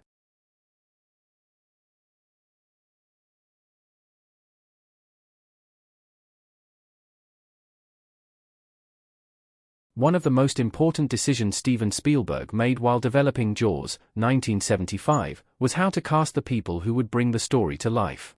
The movie depended heavily on its characters because the shark itself could not always be shown. When the audience could not see the creature, the actors' reactions had to communicate the danger. Their performances had to make the audience believe that the shark was real, the town was genuinely frightened, and the three men aboard the orca were actually risking their lives. Spielberg therefore faced an unusual casting challenge. He did not simply need famous actors. He needed performers who could make the story feel believable. The producers, Richard D. Zanuck and David Brown, had asked Spielberg to consider recognizable actors. They understood the commercial value of established stars. A major actor could help sell the movie to audiences before anyone had seen it. Peter Benchley also suggested several famous names for the leading roles, including Robert Redford, Paul Newman, and Steve McQueen. All three were enormous stars. But Spielberg had a different philosophy. He wanted the audience to believe that the events were happening to ordinary people. For Spielberg, the more famous the actor, the more likely the audience would bring memories of previous movies into the theater. If viewers saw a major star, they might think about the actor's other characters, personality, reputation, and screen image. That could interfere with the illusion Spielberg was trying to create. Jaws was supposed to feel immediate. It was supposed to feel like something that could happen to people who were not superheroes, celebrities, or larger-than-life movie icons. The director therefore preferred actors who were recognizable but not so overwhelmingly famous that their celebrity would dominate the story. He wanted the audience to think, this could happen to people like us. The shark, rather than the actors, would be the superstar. That idea became one of the most important principles behind the casting of Jaws. The film's central threat was already larger than life. A gigantic great white shark was hunting swimmers and attacking boats. The audience did not need another larger-than-life human figure competing for attention. Instead, Spielberg wanted ordinary-looking people placed in an extraordinary situation. This decision also strengthened the movie's suspense. If a famous action star had played Martin Brody, audiences might expect him to defeat the shark.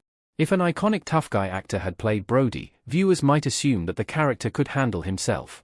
But Roy Scheider did not immediately project that kind of invincible image. He could appear vulnerable. He could appear nervous. He could appear like a normal police chief suddenly facing something completely beyond his experience. That was exactly what Spielberg needed. Before Scheider was selected, however, the production began filling some of the supporting roles. Lorraine Gary was cast as Ellen Brody, Martin Brody's wife. Her casting also had a significant connection to Universal because she was married to Sidney Sheinberg, who was president of Universal at the time. Nevertheless, Ellen Brody needed to function as more than a connection to the studio. She represented the emotional and family side of Martin Brody's life. The shark threat was not simply something happening to strangers. It could affect Brody's own family. This became especially important when Brody's children were placed in danger. The presence of Ellen and the children gave the story a domestic dimension. Brody was not merely a police officer dealing with a professional problem. He was also a husband and father. The shark represented a threat to his community and, potentially, to his family. Murray Hamilton was cast as Mayor Larry Vaughn. Hamilton was an especially effective choice because Vaughn needed to be frustrating without becoming a cartoon villain. The mayor does not personally want people to die. His motivation is more complicated. He is worried about Amity Island's economy. The town depends heavily on tourism. If the beaches are closed, businesses suffer. Hotels lose customers. Restaurants lose customers. Local workers lose income. The town's entire summer economy is threatened. Hamilton's performance helps make Vaughn feel like a believable political figure who is making disastrous decisions rather than a simple villain who enjoys putting people in danger. This is important because Jaws is not ultimately a story about good people versus evil people. The shark is not evil in the human sense. The mayor is not evil either. Instead, the story is about competing priorities. Public safety is placed against economic pressure. Brody knows the beaches are dangerous. Vaughn worries about the consequences of closing them. That conflict becomes one of the movie's major sources of tension. Another early casting decision was Susan Backliny as Chrissy Watkins, the young woman who becomes the first victim. Backliny had experience as a stunt performer and was a strong swimmer. Those abilities were particularly valuable because the opening sequence required her to perform physically demanding actions in the water. Her character's death would become one of the most famous opening sequences in thriller history. The scene works partly because Backliny appears completely vulnerable. She is alone in the ocean at night. The audience cannot see what is attacking her. Her body is dragged through the water by an invisible force. The performance had to communicate terror physically. There was no need for long dialogue. Her movements, screams, and desperate attempts to escape told the entire story. Her willingness to perform the required scene, including the nudity involved in the opening setup, also made her particularly suitable for the role. The casting process extended beyond professional actors. Because Jaws was filmed on Martha's Vineyard, many smaller roles were played by local residents. This decision helped give Amity Island an authentic appearance. Instead of filling every background position with professional actors who might look like Hollywood performers, the filmmakers could populate the town with people who actually belonged to the local environment. This made the community feel real.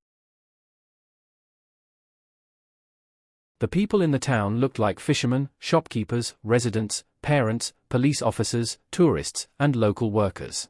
That realism became particularly important during the beach sequences. When the beach is crowded, the audience sees hundreds of people. If everyone looked like a professional actor, the scene might feel artificial. Using local residents helped create the impression that Amity was a real community. One example was Jeffrey Kramer, who played Deputy Hendricks. Kramer would later become involved in television production, but in Jaws he appears as part of Brody's police team. His presence contributes to the sense that Amity's police department is a genuine local institution. Another memorable local performance came from Lee Fierro, who played Mrs. Kintner, the mother of Alex Kintner. Her character becomes central after Alex is killed. Mrs. Kintner's grief is devastating because it transforms the shark attack from a frightening event into a deeply personal tragedy. She confronts Brody and blames him for what happened. Her anger is understandable. Brody had the authority to close the beaches.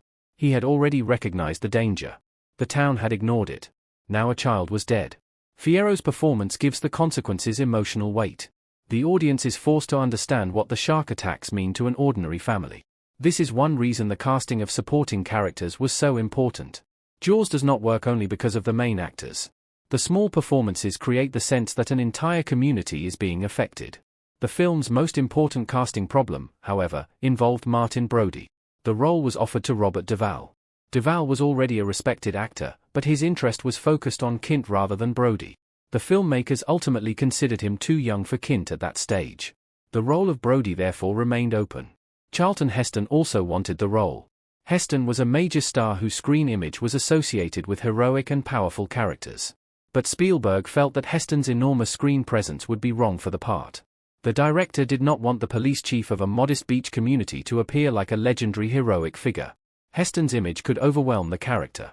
Instead, Spielberg needed someone who could look ordinary. Someone who could be frightened. Someone who could appear like a normal person suddenly placed in an impossible situation. That person became Roy Scheider. Scheider became interested in Jaws almost accidentally. He overheard Spielberg at a party discussing a scene in which the shark would jump onto a boat. That idea fascinated him. The image of an enormous shark suddenly rising onto a boat was so striking that Scheider wanted to know more. But Spielberg initially had reservations. Scheider was known for The French Connection, where he had played a tough and intense character. Spielberg worried that Scheider might bring that same tough guy personality into Jaws. That was exactly what the director did not want. Martin Brody needed to be different. He needed to be nervous around water. He needed to feel like a regular police chief rather than an action hero. The eventual performance became one of the film's greatest strengths. Scheider's Brody is competent but frightened. He understands responsibility. He knows the danger is real. But he does not know exactly how to defeat it. His fear is especially visible when he is near the ocean. This makes his development more meaningful. The man who begins the story wanting to keep the beaches closed eventually goes out into the open ocean to hunt the shark. That journey would not have been as powerful if Brody had been portrayed as fearless from the beginning. The casting of Quint presented an even greater challenge. The character needed to be intimidating, experienced, eccentric, funny, frightening, and emotionally damaged. Quint had to convince the audience that he was genuinely capable of hunting a giant shark. At the same time, he could not simply be another action hero. He needed a strange personality. He needed history. He needed an unpredictable edge. The role was initially offered to Lee Marvin. Marvin was an established actor with a strong screen presence and an ability to play tough characters. He declined. Sterling Hayden was also considered and offered the part. He too passed. The production was now approaching its start date, and the most important character besides Brody and Hooper still had not been cast. Only 9 days before production began, Quint and Hooper were still unresolved. That was an enormous problem. The filmmakers could not begin the major ocean sequences without knowing who would play the central men aboard the Orca. Then Richard Dreyfuss's future co-star was suggested. Zanuck and Brown had recently worked with Robert Shaw on The Sting. They recommended him to Spielberg. Shaw had exactly the kind of presence Quint required. He could appear physically imposing without necessarily behaving like a conventional superhero. He could be funny. He could be intimidating. He could be strange. He could create a sense that Quint had lived a difficult life long before the story began. But Shaw was not immediately enthusiastic. He did not particularly like Benchley's novel. The role did not automatically appeal to him. He might have rejected it entirely if not for the encouragement of people close to him. His wife, actress Mary Yu, and his secretary both strongly encouraged him to accept. Their enthusiasm convinced him. Shaw eventually agreed to play Quint. It became one of the most important casting decisions in the history of the film. Shaw's performance gave Quint an extraordinary personality. He does not behave like a conventional movie hero. He is rough. He is sarcastic. He can be cruel. He is often funny. He can also become frighteningly intense. He clearly knows the sea better than Brody and Hooper. But he also carries emotional damage. That damage becomes visible during his story about the sinking of the USS Indianapolis. Shaw's performance transforms the story into something deeply personal. Quint's obsession with sharks is connected to his traumatic wartime experience. This makes his desire to kill the shark more complicated. He is not simply doing a job. He is confronting something that reminds him of the greatest horror he has ever experienced. Interestingly, the character of Quint was partly shaped by people Shaw encountered during production.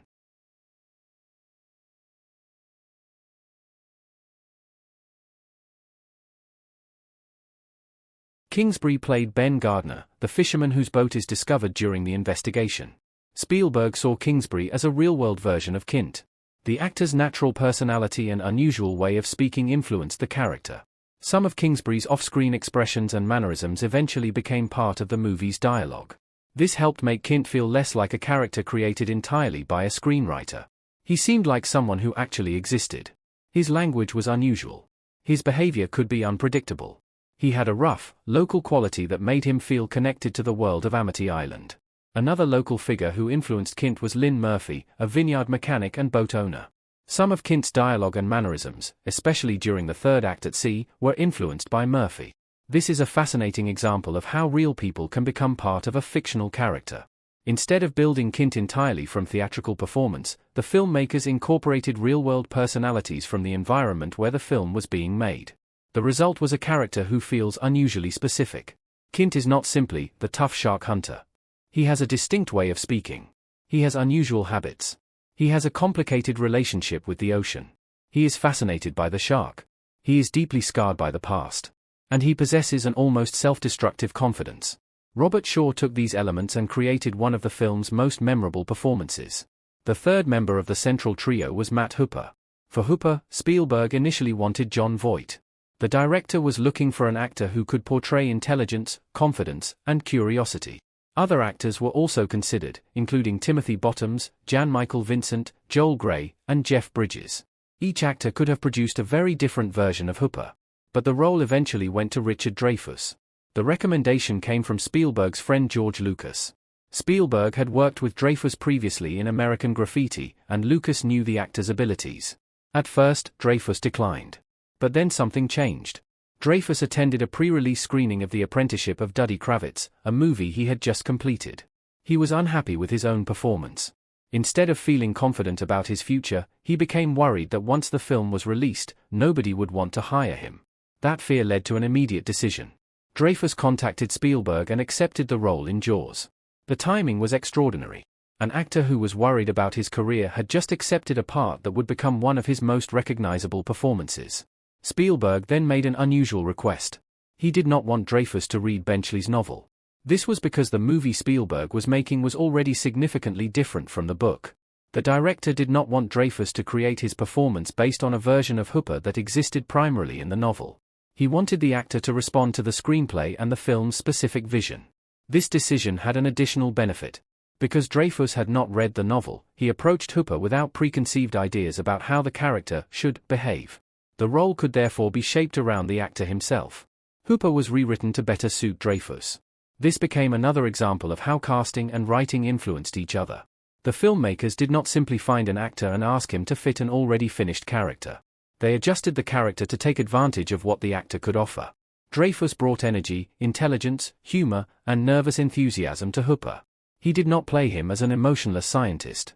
Instead, Hooper feels young, curious, and slightly arrogant. He is fascinated by sharks. He knows more about them than almost everyone else in Amity. But he also has enough confidence in his own knowledge to irritate Quint.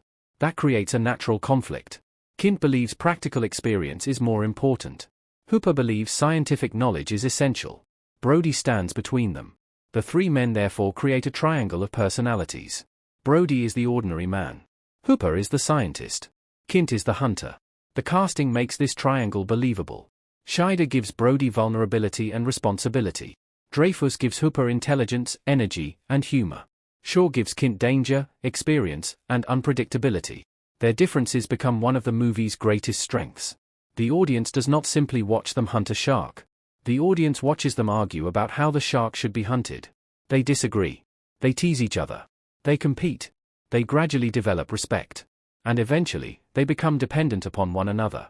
This relationship is particularly important because the shark itself is often absent. If the creature were visible constantly, the movie could depend on special effects. But because Spielberg frequently hides the shark, the characters must carry the story. The audience watches their faces. They listen to their conversations. They observe their reactions. Their fear tells the audience how dangerous the situation is. This makes the casting philosophy even more significant. Spielberg's idea that the shark should be the superstar meant that the human performers needed to feel believable enough to disappear into their roles. The actors could not overwhelm the story with celebrity. They had to make the characters feel real. This was especially important for Roy Scheider. If Brody had been played by an enormous action star, the audience might have assumed he would handle the shark easily. But Scheider's performance creates uncertainty. He is capable, but he is not invincible. That makes his eventual victory much more satisfying. The same is true of Hooper. Dreyfuss does not portray a perfect scientific genius. Hooper can make mistakes. He can be arrogant. He can be frightened. He can become excited. He can be funny. This makes him human. Quint is perhaps the most extreme example. Robert Shaw gives him an almost mythical quality, but he is not presented as an unstoppable hero.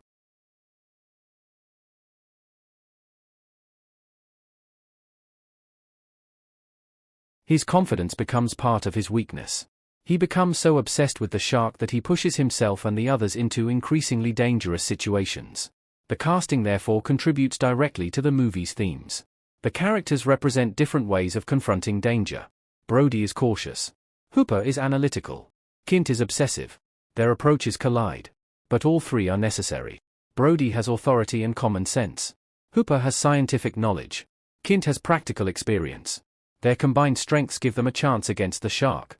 Their weaknesses, however, create the danger. The final third of the movie would not be nearly as powerful without this balance. The casting also helped create the film's humor. Scheider, Dreyfuss, and Shaw had very different comic styles. That difference generated natural tension. Hooper's intellectual confidence could clash with Quint's rough practicality. Brody's reactions to both men could provide another layer of humor. These moments prevent the movie from becoming relentlessly grim. They also make the characters more memorable. The audience gets to know them as people before the final battle.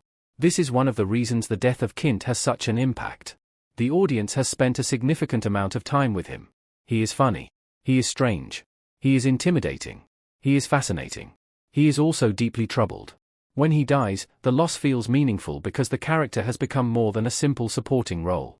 The casting process therefore became inseparable from the development of the screenplay. Actors were selected. Characters were rewritten. Performances influenced dialogue. Local personalities influenced mannerisms.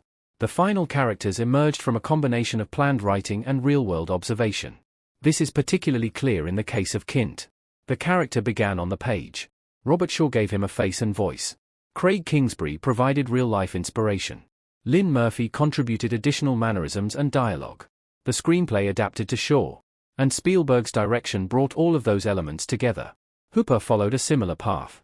Spielberg originally had a different actor in mind.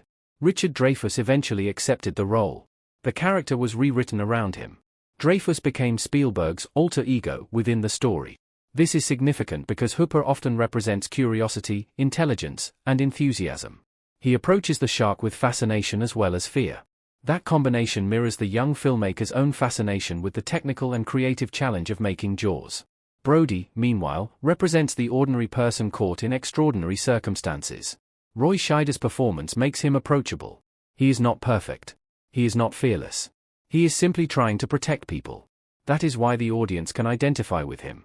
The movie's casting philosophy ultimately comes down to realism. Spielberg wanted audiences to believe that the story could happen to ordinary people. The shark itself was extraordinary. The human beings had to feel ordinary. This contrast makes the movie frightening. The audience does not feel like it is watching superheroes battle a monster. It feels like it is watching real people discover that something terrifying is hiding beneath a familiar environment. The use of local residents strengthens that illusion. Martha's Vineyard becomes more than a filming location. It becomes the visual identity of Amity Island. The people look like they belong there. The fishermen seem like real fishermen. The police officers seem like local officers. The parents seem like ordinary parents. The tourists look like real vacationers. The result is a convincing community. And once that community feels real, the shark's attacks become more frightening. The audience understands what is being destroyed. The beach is not simply a movie set. It feels like someone's home. The town is not simply scenery. It feels like a real place with real businesses and real families. That realism is one of the reasons the movie's central conflict works. When the shark attacks, it does not feel like a fantasy world being threatened. It feels like a normal community being invaded by something extraordinary. The casting of Jaws therefore illustrates one of Spielberg's most important filmmaking instincts. He understood that the more believable the human world was, the more frightening the shark would become. The shark did not need to behave like a supernatural monster. The audience only needed to believe that it was real. The human performances provided that credibility. Roy Scheider made Brody believable. Richard Dreyfuss made Hooper believable. Robert Shaw made Quint unforgettable. Lorraine Gary made the Brody family feel real. Murray Hamilton made the political conflict believable. Susan Backliny made the opening attack terrifying. Lee Fierro gave the consequences of Alex's death emotional force. And the many local residents of Martha's Vineyard helped create the sense of an actual community. Every casting choice contributed something. The biggest stars were intentionally avoided because Spielberg wanted the story to feel immediate. The shark was supposed to be the movie's true star. The actors were there to make the audience believe in the world around it. Ironically, this decision helped create three of the most memorable human characters in the film. Brody, Hooper, and Quint became iconic not because they were larger than life from the beginning, but because they felt human. Their personalities were distinct. Their fears were understandable. Their conflicts felt natural. And their performances made the final shark hunt emotionally powerful. The casting of Jaws ultimately demonstrates that great casting is not necessarily about choosing the most famous actor. It is about choosing the performer who best serves the story. Spielberg rejected the idea that celebrity automatically equals credibility. He wanted viewers to forget that they were watching actors. He wanted them to believe they were watching a police chief, a marine biologist, and a shark hunter. That philosophy shaped every major decision. Robert Duvall was not the right fit for the role Spielberg envisioned. Charlton Heston's enormous heroic image seemed too powerful for a small-town police chief. Roy Scheider's vulnerability was exactly what the character needed. Robert Shaw's eccentricity and intensity transformed Quint.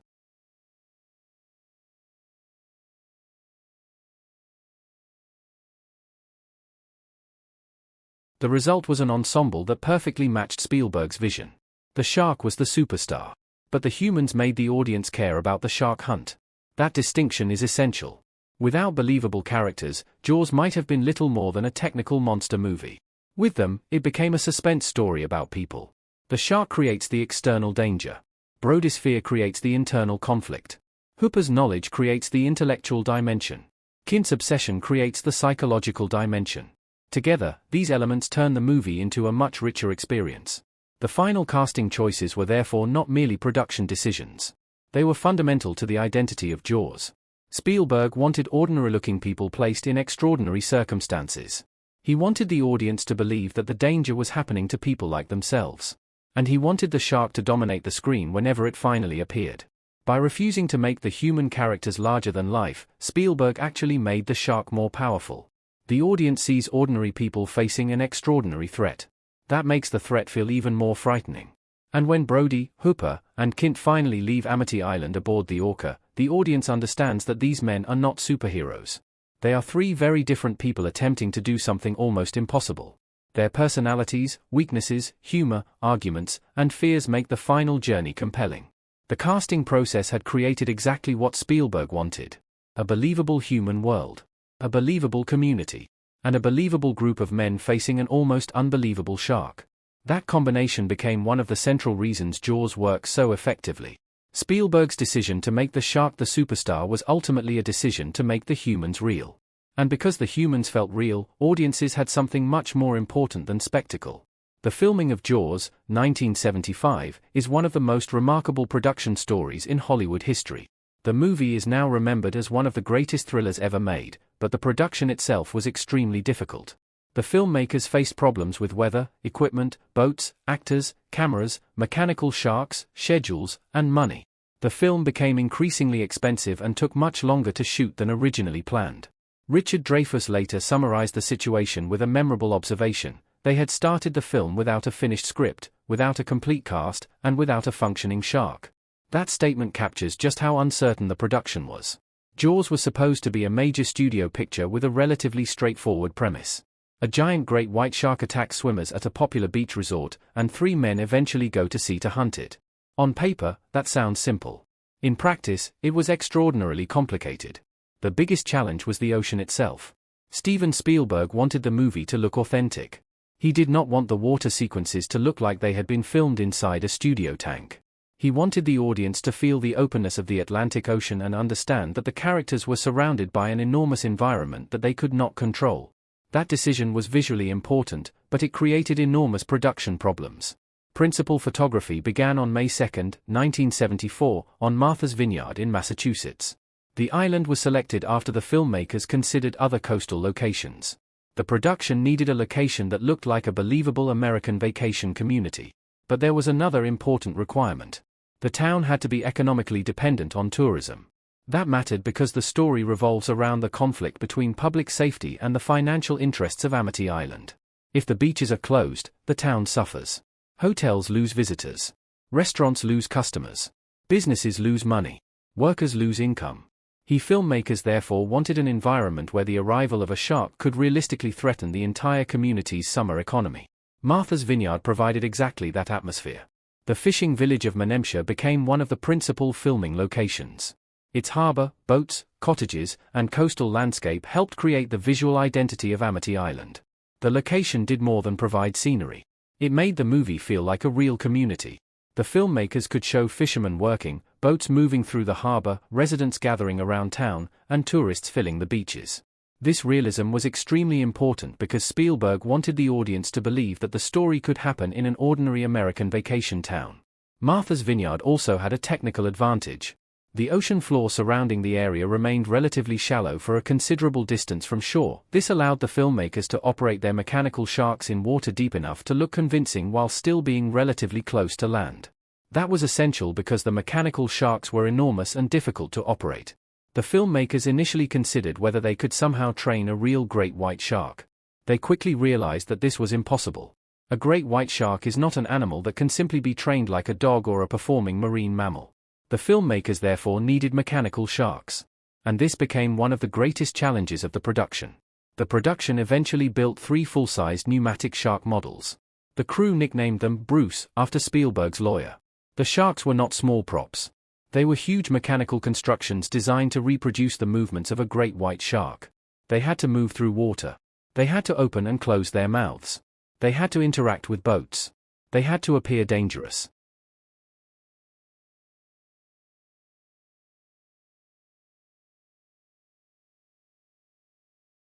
And they had to function reliably enough for a major Hollywood production.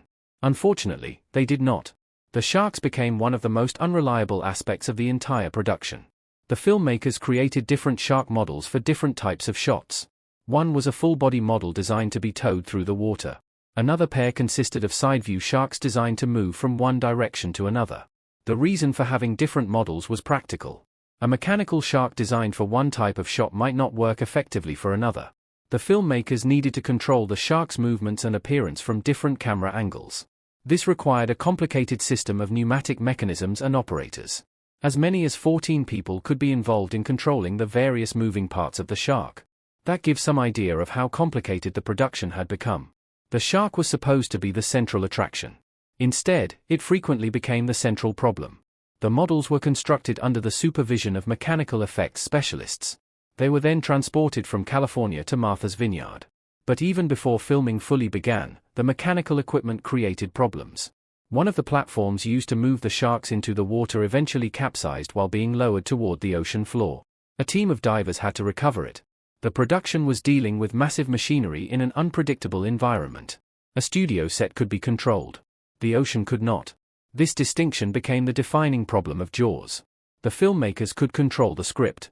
They could control the actors. They could control the camera. They could control the lighting to some degree. But they could not control the wind, tides, waves, salt water, boats, or marine environment. The ocean constantly fought back. Another important production decision involved the Orca, Quint's boat. The filmmakers built 2 similar versions. One was the functioning boat used for many scenes. The second, called Orca 2, was designed primarily for special effects. It did not have an operating motor and was constructed so that it could be deliberately sunk. This allowed the production to film dangerous-looking scenes without actually destroying the primary working boat. But even with these preparations, the ocean sequences remained extremely difficult. Jaws was one of the first major motion pictures to be filmed extensively on the open ocean. That was an enormous undertaking. Today, filmmakers have advanced digital technology, sophisticated visual effects, stabilization systems, and other tools that make complicated water sequences easier to control. In the 1970s, the filmmakers had far fewer options. If they wanted the audience to see the ocean, they often had to physically put the camera, actors, boats, and equipment into the ocean. This created a production environment where almost anything could go wrong. And almost everything did. The budget began to increase rapidly. The film was originally expected to cost only a few $1 million. Instead, the final production cost became dramatically higher. A major reason was the mechanical shark. The sharks were expensive to build, maintain, repair, and operate. Every time one malfunctioned, filming could stop. A studio production normally depends on a predictable schedule. But Jaws was becoming unpredictable. A scene that should have taken hours could take an entire day. A day of filming could produce very little usable footage. The crew began giving the movie an insulting nickname, Flaws. The nickname reflected their frustration. The production was exhausting. People were working long hours. The sun was intense. The wind was strong. Salt water damaged equipment. Actors became seasick. Crew members became exhausted. And the production repeatedly fell behind schedule. Spielberg later admitted that his inexperience contributed to the difficulties. He was extremely young. He had directed only a limited number of major productions. He had ambition and confidence, but he did not yet have the experience necessary to understand just how difficult it would be to control the Atlantic Ocean. His insistence on filming at sea was partly a product of his desire for realism. He believed that the movie would look fundamentally different if the actors were actually surrounded by the ocean. He was right. But the cost of that realism was enormous.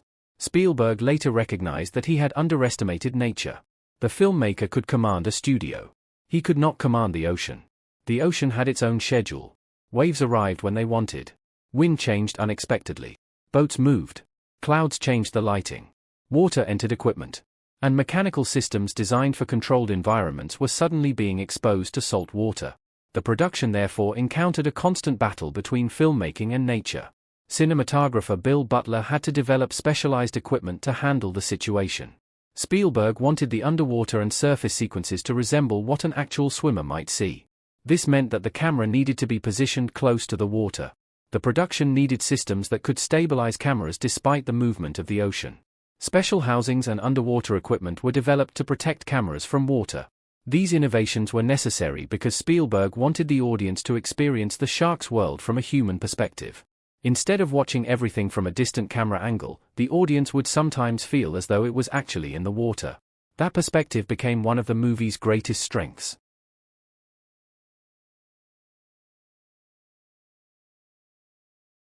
The camera could float just beneath the surface. It could look upward toward swimmers. It could move toward people without revealing what was underneath. It created a strange feeling of vulnerability. The audience could see the swimmers. But they could not see the shark. The result was suspense. Spielberg also made a deliberate visual choice involving color. He instructed the art department to avoid using much red in scenery and clothing. The purpose was simple. If red was largely absent from the visual environment, blood would become much more visually powerful. When blood finally appeared, it would stand out. This was another example of Spielberg thinking about suspense through visual design. The shark attacks needed to be shocking. But the film did not need constant gore. A small amount of blood could become more disturbing if the surrounding world contained very little red. This approach also fit Spielberg's broader strategy. The movie was becoming less dependent on showing the shark and more dependent on suggestion. That development happened partly because the mechanical sharks kept failing. The production team had designed these huge creatures to be the center of the film. But the sharks repeatedly malfunctioned. Salt water entered pneumatic hoses. Metal frames became damaged. The shark's outer material suffered from water exposure. Electrical processes caused additional problems. Water resistance placed tremendous stress on the mechanical structures. The supposedly water-resistant foam used in the shark's skin absorbed water. Instead of remaining light and stable, parts of the shark began to absorb liquid and swell. The sea sled shark could become tangled in underwater vegetation. Every problem could stop filming. And every delay cost money. One of the most important lessons Spielberg learned was that the shark did not need to be visible. In fact, the shark might be more frightening when it was not visible. This was a crucial turning point. Instead of asking, "How can we show the shark?" the filmmakers increasingly asked, "How can we make the audience believe the shark is there?" That is a completely different filmmaking problem. And it led to a much more sophisticated thriller. One of the best examples was the use of the yellow barrels. During the shark hunt, Quint attaches barrels to the shark. The barrels float on the surface while the shark moves beneath the water. The audience sees the barrels. They can track their movement. But they cannot see the shark itself. This creates suspense because the audience understands the danger without seeing the creature. A barrel suddenly moves. The characters react. The audience knows the shark is nearby. But the imagination fills in the missing image. That can be more frightening than a mechanical model. The same principle affected the opening attack. The original concept involved the shark visibly devouring Chrissy. But because of production difficulties, the sequence was redesigned. Instead of showing a mechanical shark, the filmmakers attached cables to Susan Backliny and physically pulled her through the water. The camera captures her violent movements. She screams. She struggles. She is dragged from side to side. The audience never receives a clear view of the creature. And that makes the sequence terrifying. The audience's imagination creates the monster. The mechanical shark's failures were therefore beginning to transform the filmmaking style. Spielberg began to rely more heavily on implication. The shark might be represented by a fin. It might be suggested by barrels. It might be communicated through the reactions of other characters. It might be represented by underwater movement. It might not appear at all. This became one of the defining qualities of Jaws. The audience knows the shark is there. But the camera refuses to give the audience complete information. That uncertainty creates anxiety. Spielberg later compared this approach to Alfred Hitchcock. Hitchcock understood that suspense often comes from what the audience imagines rather than what the filmmaker explicitly shows. The audience can become more frightened by the possibility of danger than by a clear image of the danger itself. This was exactly what happened with Jaws. The shark's unreliability forced Spielberg to become more creative. Instead of behaving like a filmmaker who could simply show the monster whenever he wanted, he began behaving like a filmmaker who needed to suggest the monster. This limitation became an artistic advantage. The less the audience saw, the more powerful the shark became. Spielberg himself later described the mechanical shark problem as a kind of blessing. It pushed him toward a more suspenseful style. The acting therefore became even more important. If the audience could not always see the shark, they had to believe the characters were reacting to something terrifying. Roy Scheider's face became part of the special effects. Richard Dreyfuss's reactions became part of the special effects. Robert Shaw's body language became part of the special effects. The actors had to make an invisible creature feel real. This explains why Spielberg wanted naturalistic performances. If the actors exaggerated their fear, the audience might laugh. If they seemed too calm, the audience might not believe the danger. The performances needed to feel genuine. The production problems also created serious physical risks. Boats sometimes behaved unpredictably. Cameras were soaked. Sailboats occasionally drifted into the frame. The crew could not simply remove unwanted objects from the ocean. If a boat entered the shot, filming might have to stop. Then everyone had to wait. The ocean became a giant uncontrolled set. One of the most frightening incidents involved the orca itself. At one point, the boat began to sink while actors were still aboard. This was not simply an inconvenience. It was a genuine danger. The actors were supposed to perform scenes that looked dangerous. But sometimes the production environment itself became dangerous.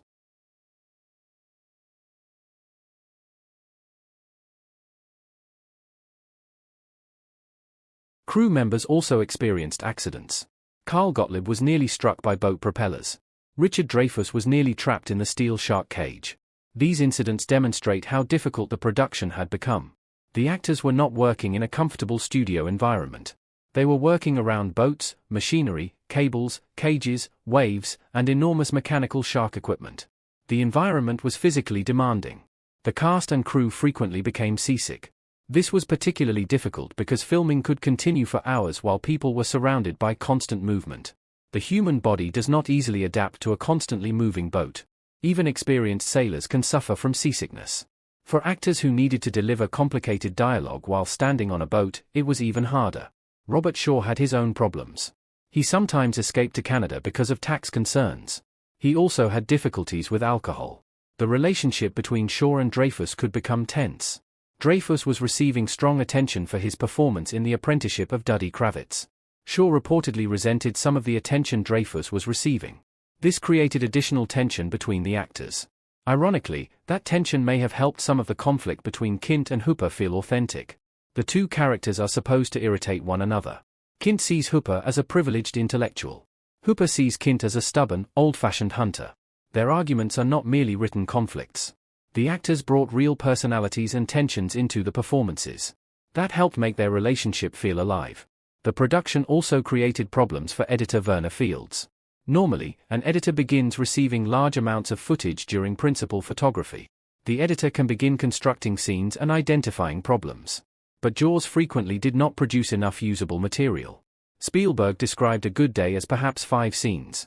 An average day might produce 3. A bad day might produce none. This meant Fields often had limited footage to work with. The editor was therefore working under enormous pressure. The production was already late and expensive. The film had to be assembled from material that was difficult to obtain. Yet the delays also created an unexpected benefit. Because the production was moving slowly, the filmmakers had time to reconsider scenes. The screenplay continued to change. Ideas that might have seemed acceptable on paper could be revised once Spielberg saw what worked on camera. The movie became a living project. The script was not frozen. The production difficulties forced the filmmakers to adapt. This flexibility was extremely important. Instead of allowing the mechanical shark to dictate the movie, Spielberg increasingly allowed the limitations of the shark to dictate a better visual language. The production was teaching the director how to make Jaws.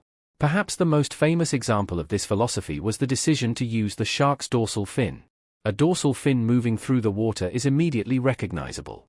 It tells the audience that something dangerous is nearby. But it does not show the full animal. That partial image is enough to create fear. The audience's mind fills in the rest. This technique also works because it creates distance. The shark is there, but it remains unreachable. The characters cannot see its full body. The audience cannot see it. Everyone is waiting. That waiting becomes the suspense. The filmmakers also used real shark footage. Ron and Valerie Taylor filmed great white sharks in the waters near Dangerous Reef in South Australia. The footage provided something the mechanical sharks could never fully reproduce. A real great white shark behaving naturally in the ocean. Real shark footage gave the movie an important sense of authenticity. The filmmakers then combined that footage with staged material. One of the most extraordinary developments occurred when a real great white shark attacked the boat and shark cage during the Australian filming. The resulting footage was extremely impressive. Spielberg wanted to use it. But there was a problem. No actor was actually inside the cage during the attack. The original storyline had Hooper being killed inside the cage, following the novel.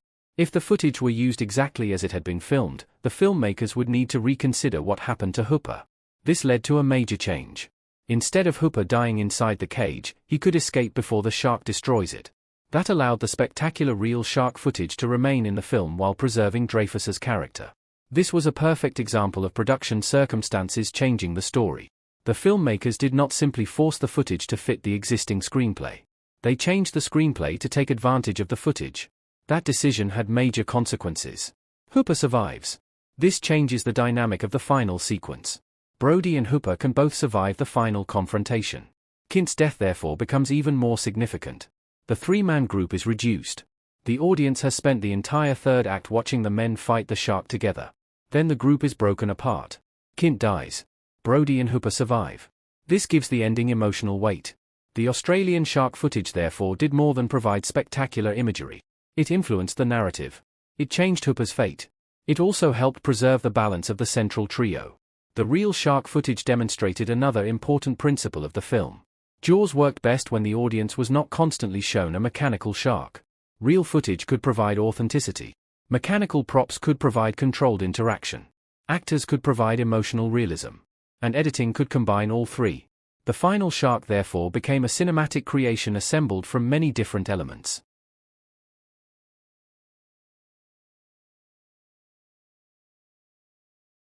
It was not simply one physical object. It was a combination of mechanical models, real shark footage, camera angles, sound, music, editing, actors' reactions, and the audience's imagination. This was one of the greatest achievements of the production. The mechanical shark problems also influenced the movie's pacing. Because Spielberg could not constantly show the shark, the film had to build anticipation. The audience spends time waiting. Someone looks at the water. A swimmer disappears. A boat moves. A fin appears. A barrel rises. A character reacts. The shark remains partially hidden. This creates a rhythm of anticipation and release. The audience expects something to happen. Sometimes it does. Sometimes it does not. That uncertainty makes the audience nervous. The production's difficulties therefore indirectly contributed to the film's suspense structure. If the shark had worked perfectly, Spielberg might have shown it more frequently. The movie could have become a more conventional monster film. But the unreliable shark forced restraint. And restraint made the shark more frightening. This is perhaps the most ironic aspect of Jaws.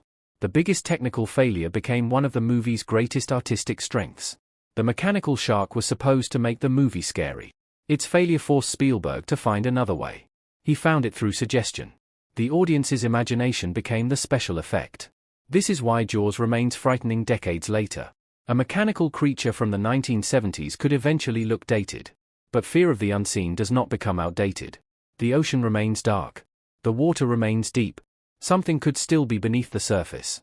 The film does not need to show the shark constantly because the audience already understands the possibility. The production challenges also helped Spielberg develop as a filmmaker. He was young and relatively inexperienced. Jaws taught him lessons about preparation, technology, nature, actors, editing, and visual storytelling. Most importantly, it taught him that filmmaking requires flexibility. A director can plan everything. But once cameras start rolling, reality takes over. Weather changes. Actors become sick. Equipment breaks. A boat sinks. A shark refuses to work. A real shark unexpectedly attacks a cage. The successful filmmaker has to adapt. Spielberg adapted constantly. He rewrote scenes. He changed the shark attacks. He relied on the dorsal fin. He used barrels. He incorporated real shark footage. He changed Hooper's fate. He emphasized reactions. He worked with the limitations rather than simply fighting them. The result was a movie that became better because it could not be made exactly as originally planned. The filming of Jaws is therefore more than a story about a difficult production. It is a story about how limitations can generate creativity. The filmmakers began with an ambitious idea. They wanted a giant mechanical shark operating in the Atlantic Ocean. They wanted realistic water photography. They wanted to shoot close to the ocean surface. They wanted the shark to interact with boats and actors. But the ocean refused to cooperate. The sharks malfunctioned. The equipment failed. The weather delayed production. The boats created problems. The budget exploded. The schedule collapsed. The actors became exhausted. Yet out of that chaos came a new filmmaking language. The shark became an unseen presence. The audience learned to fear the water rather than simply fear a creature. The characters' reactions became crucial. The music and editing could suggest danger without showing it. The yellow barrels became symbols of the hidden predator. The dorsal fin became an image of terror. The real shark footage added authenticity. The final result was a thriller that depended as much on anticipation as on spectacle. The production difficulties also contributed to the film's atmosphere. Because the actors were genuinely dealing with rough water, physical exhaustion, and an unpredictable environment, their performances often carry a natural sense of discomfort. The audience can feel the ocean. The boat rocks. The men are tired. The equipment is unstable. The characters are trapped in a small vessel surrounded by enormous water. This makes the third act feel physically real. The orca does not feel like a perfectly controlled studio set. It feels like a boat floating in the ocean. That realism is one of the reasons the final battle remains so effective. The audience understands that the characters have nowhere easy to escape. They are far from land. Their boat is damaged. The shark is nearby. Their resources are limited. The ocean surrounds them. The production had unintentionally created exactly the conditions needed for the story's final act to feel claustrophobic despite taking place in an enormous environment. That is another fascinating contradiction of Jaws. The ocean is vast. But the characters feel trapped. The shark can approach from almost any direction. There is nowhere safe. The filmmaker's decision to shoot at sea therefore contributed to the emotional experience of the story. A studio tank might have been easier. A controlled lake might have been safer. But the Atlantic Ocean gave the movie something artificial environments could not fully reproduce. The movement of the water, the sunlight, the horizon, the wind, the unpredictability, the sense of isolation. All of these elements became part of the movie's identity. By the end of the production, the film had become vastly more expensive and complicated than anyone had anticipated. But the final product benefited from the experience. Spielberg's original plan had involved a much more visible shark.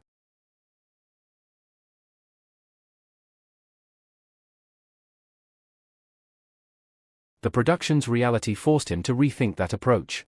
The final film therefore became a lesson in cinematic suggestion. The audience does not need to see everything. Sometimes the absence of information is more frightening than information itself. The shark is terrifying because it can be anywhere. It can be beneath the swimmer. It can be behind the boat. It can be under the surface. It can be just outside the frame. The audience never feels completely safe.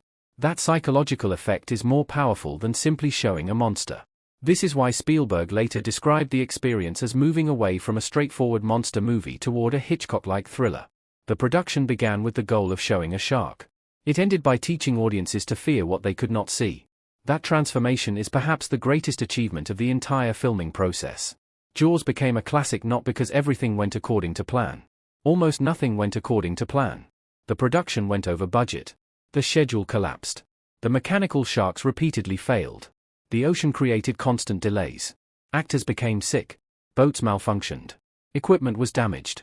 The cast and crew became exhausted. But Spielberg and his collaborators continued. They adapted. They rewrote.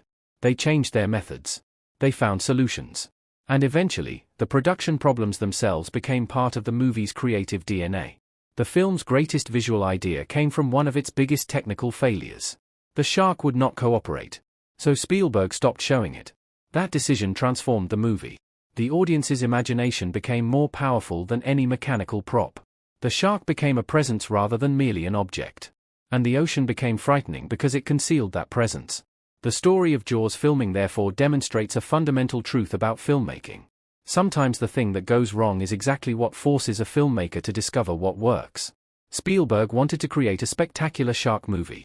The production difficulties forced him to create something more sophisticated. He created a suspense film in which anticipation is often more powerful than revelation. He learned to trust the audience's imagination. He learned that actors' reactions could replace special effects. He learned that a small visual clue could be more powerful than a full monster reveal. And he learned that nature cannot always be controlled. The production may have been chaotic, expensive, and exhausting. But that chaos helped create the style that made Jaws so influential. The filmmakers began with a mechanical shark. They ended with a cinematic monster that was partly mechanical, partly real, partly musical, partly visual, and largely psychological. The shark was never just the shark. It was the dark water. It was the moving barrels. It was the dorsal fin. It was the scream. It was the reaction on Brody's face. It was the sound of danger approaching. It was the audience wondering what might be underneath. That is why the filming problems of Jaws are so important to understanding the finished movie. The mechanical shark caused enormous problems during production. It frequently malfunctioned, forcing Steven Spielberg to find other ways of creating fear. The camera often could not show the shark clearly, so the film had to depend heavily on suggestion, editing, acting, sound, and music. This is where composer John Williams became essential. Williams did not simply create background music for Jaws. He helped create the identity of the shark itself. The shark's presence became associated with two simple musical notes. Those two notes are among the most recognizable sounds in cinema history. They are simple. They are repetitive. They are almost primitive. Yet they create an immediate feeling of danger. When the audience hears them, it does not need to see the shark. The music tells the audience that something is approaching. Something is moving beneath the water. Something is getting closer. And something may be about to attack. This is one of the greatest examples of how music can become part of a movie's storytelling rather than merely accompanying it. John Williams had already begun developing a relationship with Steven Spielberg before Jaws.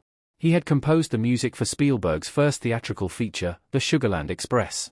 That earlier collaboration created the foundation for what would become one of the most important director-composer partnerships in Hollywood. But Jaws transformed their relationship. The score became so successful that Williams went on to collaborate with Spielberg on almost all of his films.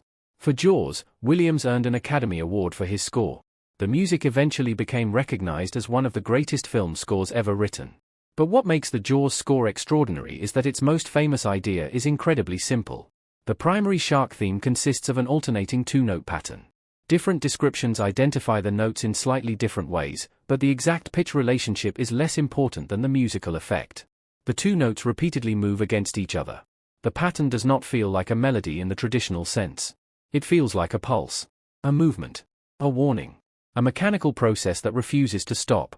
The music seems to move forward even though it is barely moving melodically. That is exactly what makes it so effective. Williams described the theme as something that grinds away at the listener, similar to the behavior of the shark. The shark does not negotiate. It does not become tired in the human sense. It does not reason with its victims. It simply continues moving. It is instinctive. It is relentless. It is unstoppable. The musical theme captures that quality.